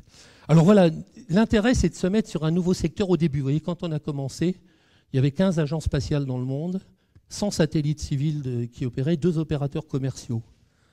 En fait, Intelsat, et puis je crois l'équivalent russe. Aujourd'hui, il y a 80 agences spatiales, 1500 satellites civils, 50 opérateurs commerciaux. Donc ça permet de se développer avec le secteur. 10 clients au début, États-Unis, Europe, 600 clients aujourd'hui dans 50 pays. Donc voilà. Et du coup, bon, on est le leader mondial de l'évaluation des études de faisabilité économique des systèmes spatiaux. Donc c'est une classe obligatoire parce que si vous n'avez pas l'argent, vous ne faites pas. Hein. Donc pour les grands... Pour les différents projets, on balise le secteur du manufacturing, des lancements, des opérations, des services, secteur qui continue à croître 8% par an, hein, donc c'est pas terminé. Alors il faut de temps en temps relancer la légende en décrochant des contrats clés, ça veut dire 2-3 par an, comme là par exemple le grand satellite de défense européen, il fallait qu'on ait l'étude de faisabilité. Hein, pour voilà, signature l'autre avec... en étant chef de file pour faire le cahier des charges avec des boîtes techno comme Airbus, comme IAI, etc. Autres. Hein. Et puis voilà, oui, le lancement donc des primes pour les startups. Hein, c'était en septembre dernier, donc le mois dernier, le Most Promising Space Startup Challenge. Alors vous avez des braves Américains de Californie hein, qui obtiennent le prix. Mais vous voyez la petite jeune là, qui est de Polytechnique. C'est une équipe qui a été faite par une entreprise créée par 5X qui s'appelle TrustMe. C'est avec le jeu sur les deux Trust Propulsion. TrustMe, fais-moi confiance. Hein, vous voyez ce petit jeu de mots sur l'aspect. Hein, avec les propulseurs électriques pour mini-satellites. Et puis les autres du monde entier avec l'équipe qui était là. Je vous dis, c'est pas trop difficile. Quelques photos des applications. Ben, vous voyez par exemple tous les satellites sur lesquels est une chaîne de satellites qui s'appelle DSTAR. Il y a des chaînes qui sont sur 50 satellites, 60, donc il faut analyser ça. Sur quel satellite se positionner pour envoyer CNN sur la Terre entière ou autre. 20 000 chaînes de télé sont diffusées par satellite, hein, il y a du boulot, pour vous donner une idée. Il faut composer les bouquets, évaluer les bouquets, par exemple. Hein. Les télécommunications maritimes, ça roule bien, Inmarsat et puis les autres. Les échanges bancaires mondiaux, tout de l'argent passe par satellite. Hein. Swift est sur satellite uniquement. Hein, c'est plus sécurisé qu'étant sur des câbles. Hein, pour l'instant. Pour l'instant, il n'y a pas eu de gros hacking de satellites, par exemple, pour arriver.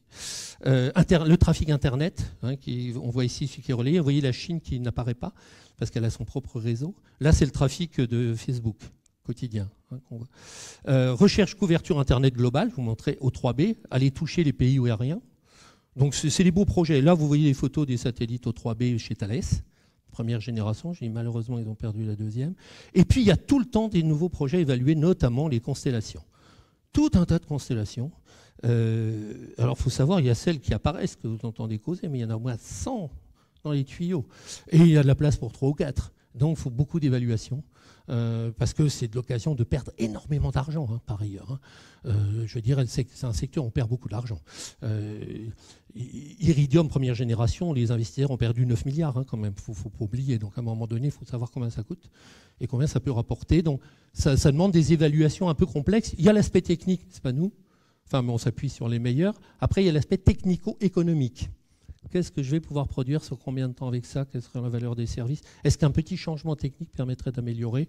Donc, c'est des sujets intéressants à faire, en tout cas. Défense, on fait pas mal d'analyses pour les gens qui ont besoin d'une couverture globale en défense. Observation de la Terre, il y a beaucoup d'opportunités. C'est loin d'être fini.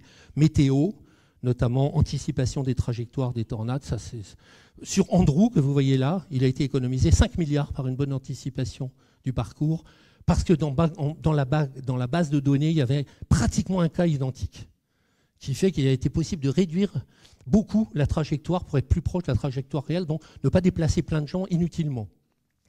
C'est un peu risqué, mais on va vers ça, c'est du prédictif. Météo, c'est une coopération mondiale, mais il y a toujours besoin de refaire un point sur qui fournit quoi. Les ressources globales et l'environnement.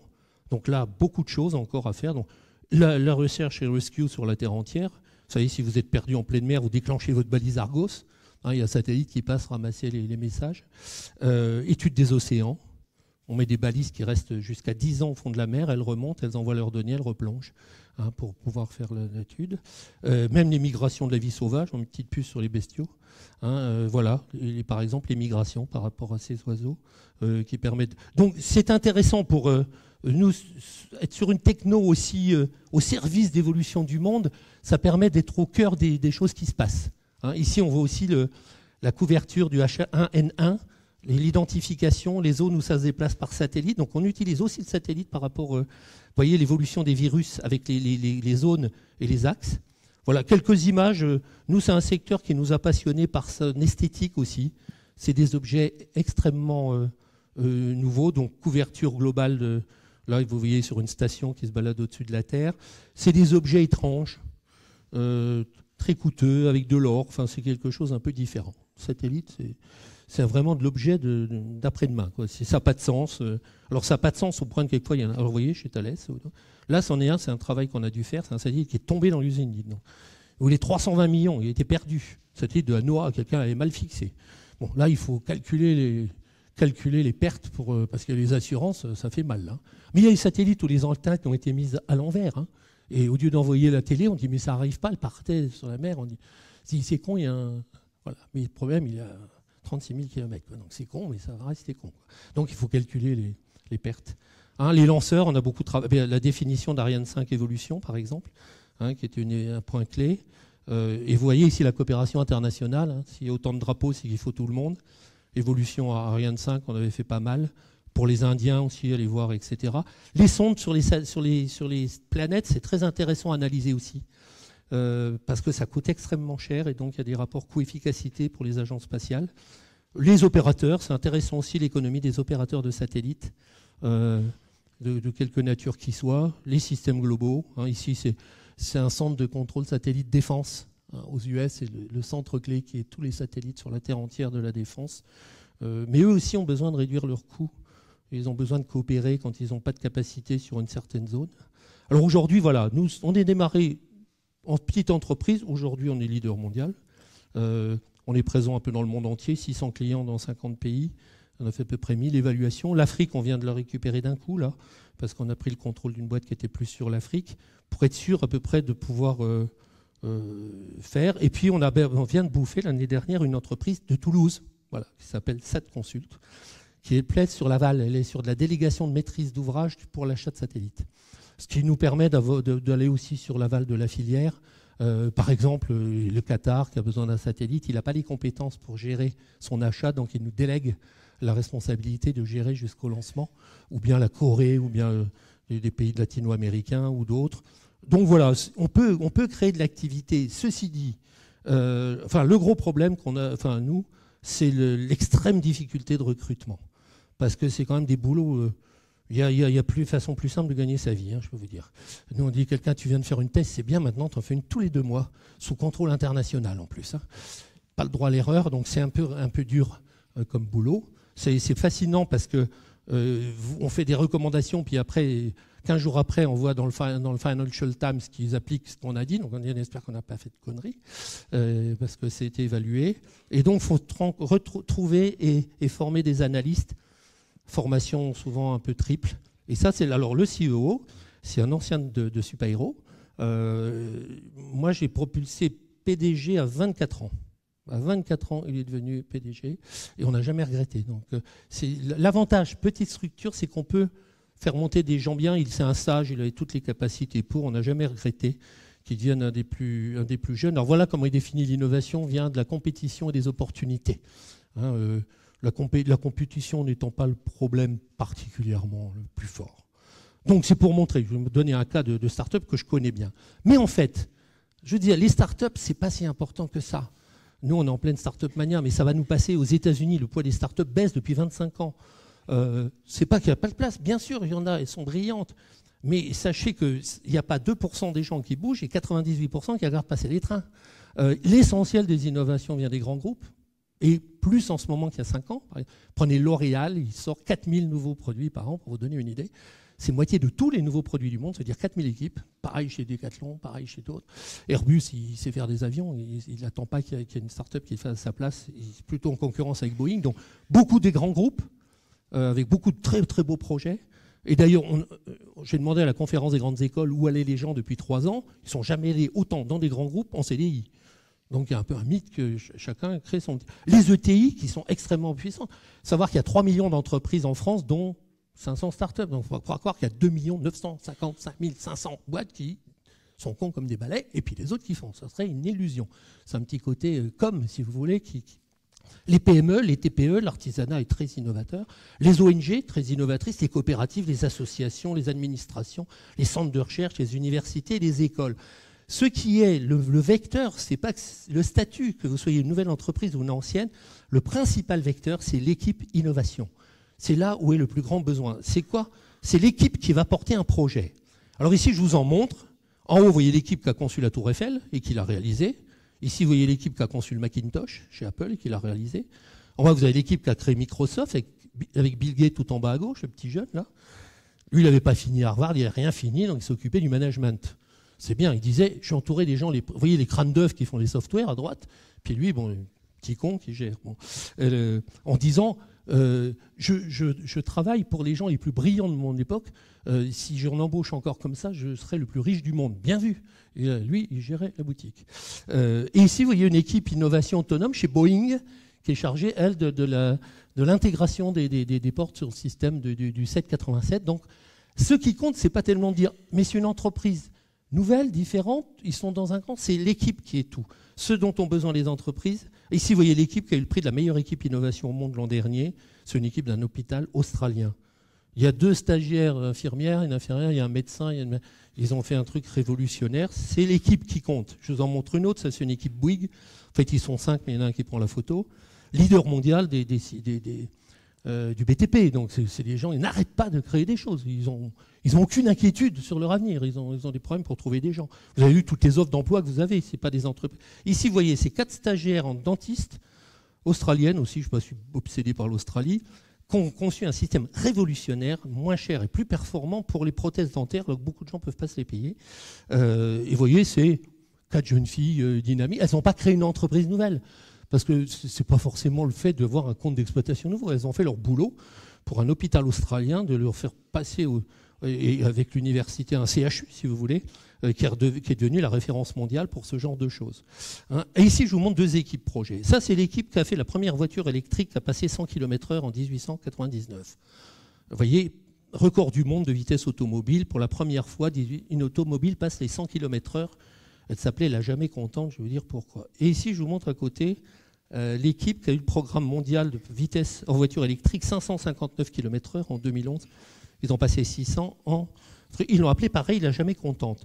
Alors La Jamais Contente, en fait, c'est la dame dont on voit les plumes derrière l'autre, c'est la patronne qui était jamais contente. C'est pour ça ça allait jamais, et c'était jamais suffisant. Et donc, qu'est-ce qui est commun avec le décalage dans le temps, plus de 100 ans, le même nombre de personnes, 11, taille de l'équipe, propulsion électrique, dirigée par une femme, l'autre aussi. C'est-à-dire que l'équipe innovation, à travers le temps, c'est toujours un petit groupe de personnes qui vont être porteuses d'un projet, et on a besoin d'en avoir plein dans une entreprise. Chez Procter, il y a 450 équipes innovation autonomes. Nous, on forme pas mal ces gens-là, qui soient sur une... Et vous voyez l'équipe de Venturi, hein, qui ont fait ces fantastiques voitures électriques qui ont connu malheureusement un drame, c'est que le patron financeur, il a fait 2 AVC de suite et il ne peut plus jouer son rôle, donc l'équipe est un peu orpheline. Mais voyez un peu la beauté, ça c'était 10 ans avant Tesla, au niveau des choses. Et là, je vous montre un petit peu, sur cet aspect de dire, attention, l'avenir, il ne va pas tellement se jouer sur le fait qu'il y ait plus de start-up qu'ailleurs, parce qu'on sature un peu, et surtout, il y a des business models totalement standards. On a jusqu'à 800 qui ont strictement le même business model. Ils lisent des trucs, je ne sais pas, Lean Startup, des conneries comme ça, et tout le monde a le même business model. Évidemment, ils se ramassent tous une pelle, alors qu'on a besoin d'une beaucoup plus grande biodiversité des modèles, avec des modèles différents qu'un truc standard. Et donc, avec la Sorbonne, on s'est regroupé, le Club de Paris des directeurs INO, qui regroupe des directeurs INO du monde entier, c'est pas parisien, avec la Sorbonne en disant on va reconnaître, on va mettre pour les meilleures équipes innovation. Et là, on en a mis une du Brésil qui est vraiment exceptionnelle. On la garde comme mythe parce qu'ils ont révolutionné les lycées. Et je vous montre la gueule des 10 équipes qui ont été sélectionnées cette année, le mois dernier. Voilà, ça vient dans le programme Innovation Team Leader. La plupart des entreprises, à un moment, l'Académie des sciences m'avait confié la chaire Économie et gestion de la technologie et de l'innovation au Conservatoire des arts et métiers. Et j'avais demandé aux grandes entreprises ce dont elles avaient besoin. Elles me disaient, nous, c'est des chefs d'équipe innovation qui soient capables de piloter une équipe multidisciplinaire alors qu'ils n'ont qu'une formation. Souvent, ils ne savent pas faire ça. On manque de gens qui puissent prendre le lead, comme là. Bon. Et donc, aujourd'hui, c'est une formation clé. Alors voilà, former, alors j'ai pris exprès une photo de Divergente, je ne sais pas si vous connaissez le film, on dit on forme des audacieux, pas des rebelles. Aujourd'hui, on manque cruellement de responsables d'équipe innovation, qui puissent piloter un projet de plusieurs millions qui est au-dessus de l'horizon, en équipe internationale, il y a les Chinois, il y a les Allemands, interdisciplinaires, il y a de la technique, il y a de la finance, il y a de l'applicatif. C'est ça qui manque. C'est des gens qui sont un peu comme entrepreneurs, mais au service de la boutique. Alors je vous en montre, ça c'est les 10 équipes, plus Michelin, mais Michelin était il était en hors catégorie parce que c'est la référence mondiale. Et je vais vous montrer les équipes. Et vous voyez, c'est très varié.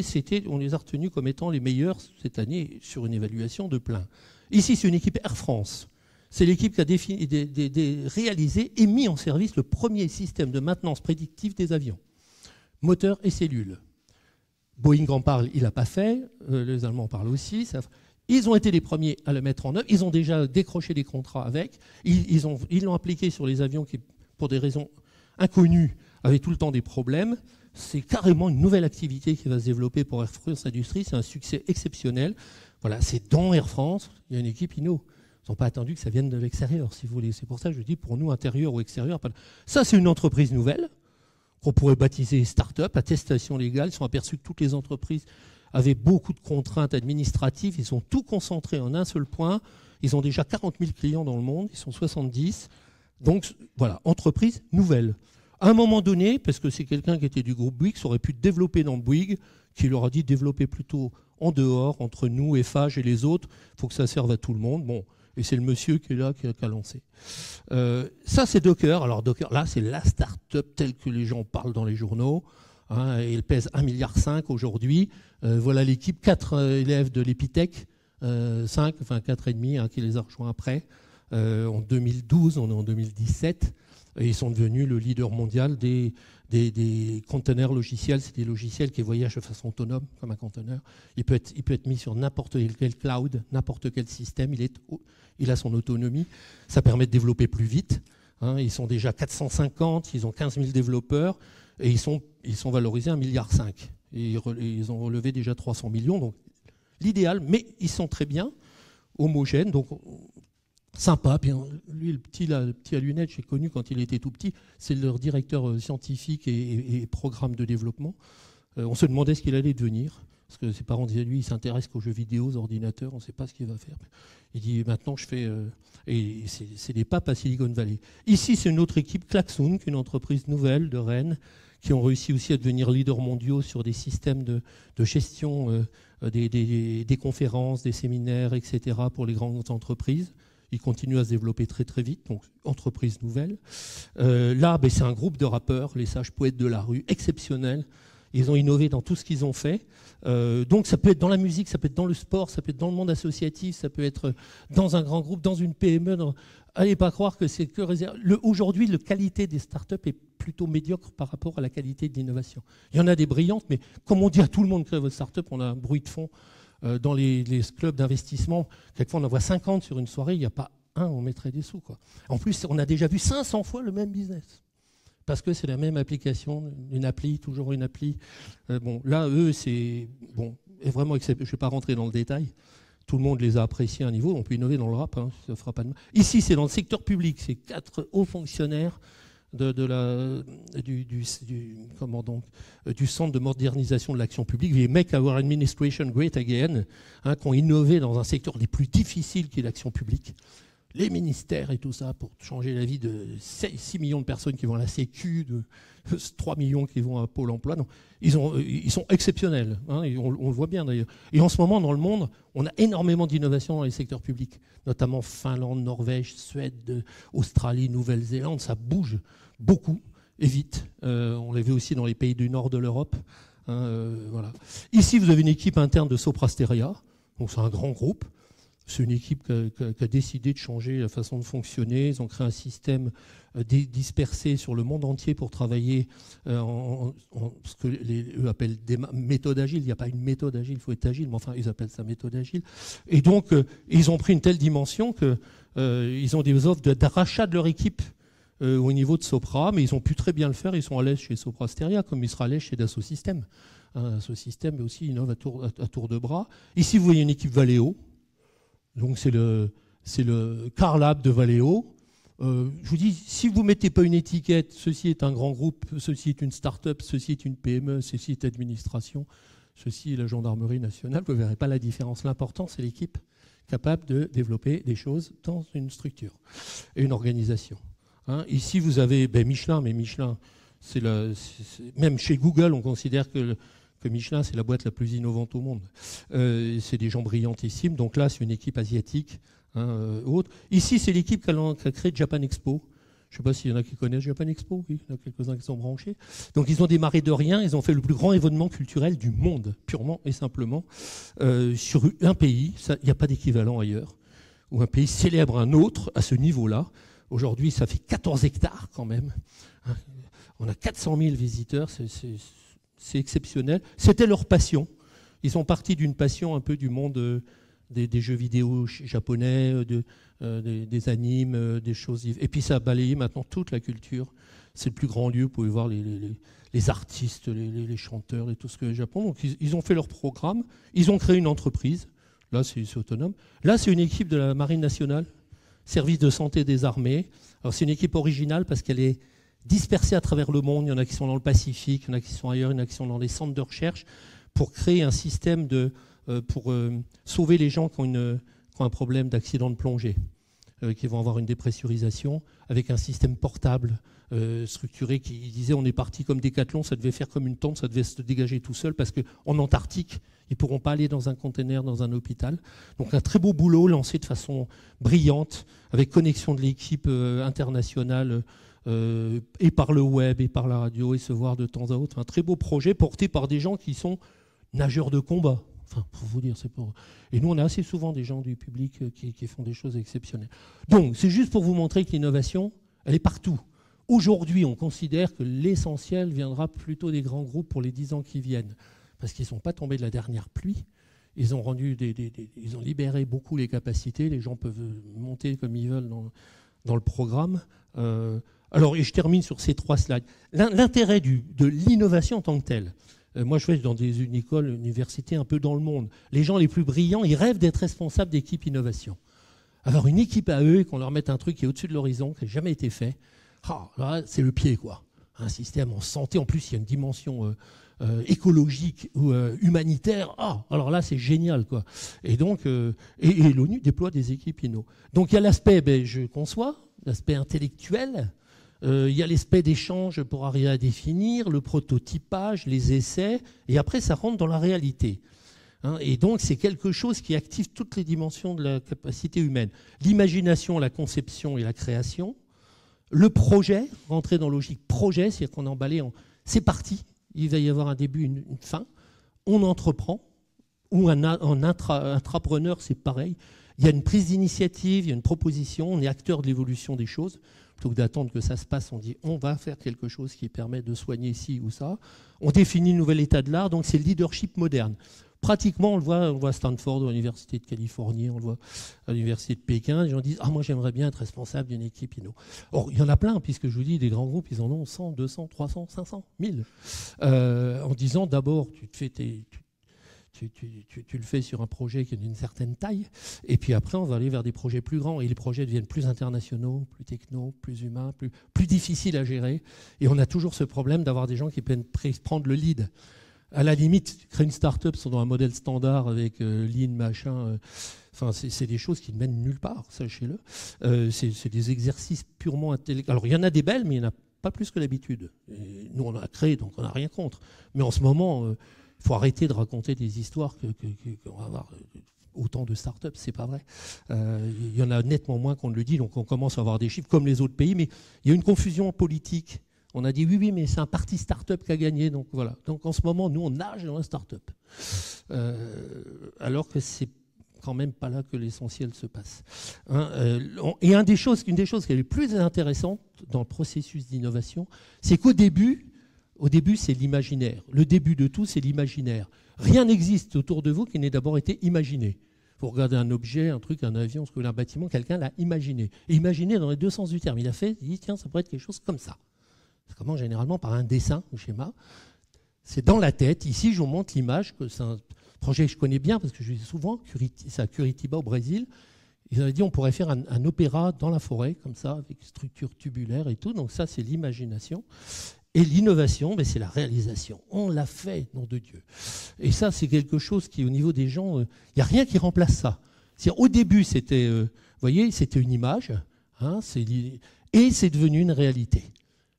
C'est un des plus beaux opéras qu'il y a dans la forêt. Il n'a pas coûté très cher. Il ne peut pas arriver ailleurs qu'au Brésil. Vous voyez. Enfin voilà, c'est ce côté-là de dire on y est arrivé, on inaugure. On le voit sur tous les gens qui sont sur des chantiers, hein, ou qui font, je sais pas, ils sont sur une mission spatiale. Ils ont travaillé 10 ans, puis enfin ça arrive et ça se passe comme c'était prévu. Voilà. Et puis il y a la posture dans un monde assez inquiet de prendre l'initiative. On dit quelquefois si vous êtes dans une voiture. Il y a beaucoup de virages et vous avez mal au cœur, mais prenez le volant, c'est le plus simple parce que moi, vous avez cohérence entre ce que vous ressentez et ce que vous faites. Définir le futur est la meilleure façon de ne pas le craindre. Hein, la devise du Grand Palais, qui était le lieu de toute la high-tech mondiale au XIXe siècle, c'est « l'avenir sera fait des outils que nous avons créés ». Vous voyez, c'est une posture, demain, c'est nous qui décidons ce que ça va être. Enfin, on prend l'initiative de. C'est cette posture-là qu'on cherche à valoriser. Des gens qui proposent quelque chose en pensant pas que les autres... Alors c'est jamais le mépris du passé, c'est pas parce que les autres sont des cons, c'est pas parce que les boîtes en place savent pas faire, c'est pas parce que les médecins d'aujourd'hui savent pas, c'est qu'il y a des nouvelles possibilités et il faut s'appuyer sur ce qui a été fait. Donc ne pas se contenter de suivre et d'imiter. Ici vous avez deux postures par rapport au sujet, soit vous faites de la veille concurrentielle, ça s'appelle, hein, soit vous créez. Alors le risque c'est que si les deux regardent l'autre, il n'y a rien, on est dans le vide. Il n'y a rien à pomper, si vous voulez. Aujourd'hui, la zone la plus copieuse du monde, c'est l'Europe. Sachez-le, à peu près 70% de nos innovations sont des MeToo, ce qu'on appelle MeToo. Généralement, ce qu'a fait Silicon Valley il y a 15 ans. En gros, il y a une obsession Silicon Valley. On ne regarde pas ce qui se passe en Corée ni en Chine. Enfin, ça bouge sur la terre entière. Et donc, il y a souvent fait, par exemple, Wanadu, hein, après Yahoo, avec 2 O pour bien montrer qu'on a pompé. Plus tard, plus petit en mode local. Bon, quand vous arrivez en Chine, ils vous disent merci, Yahoo est passé avant vous. Ça ne sert à rien de pomper des modèles d'ailleurs, il faut créer. Hein, Me First, ça veut dire je suis le premier à le définir. L'autre, il fait du MeToo.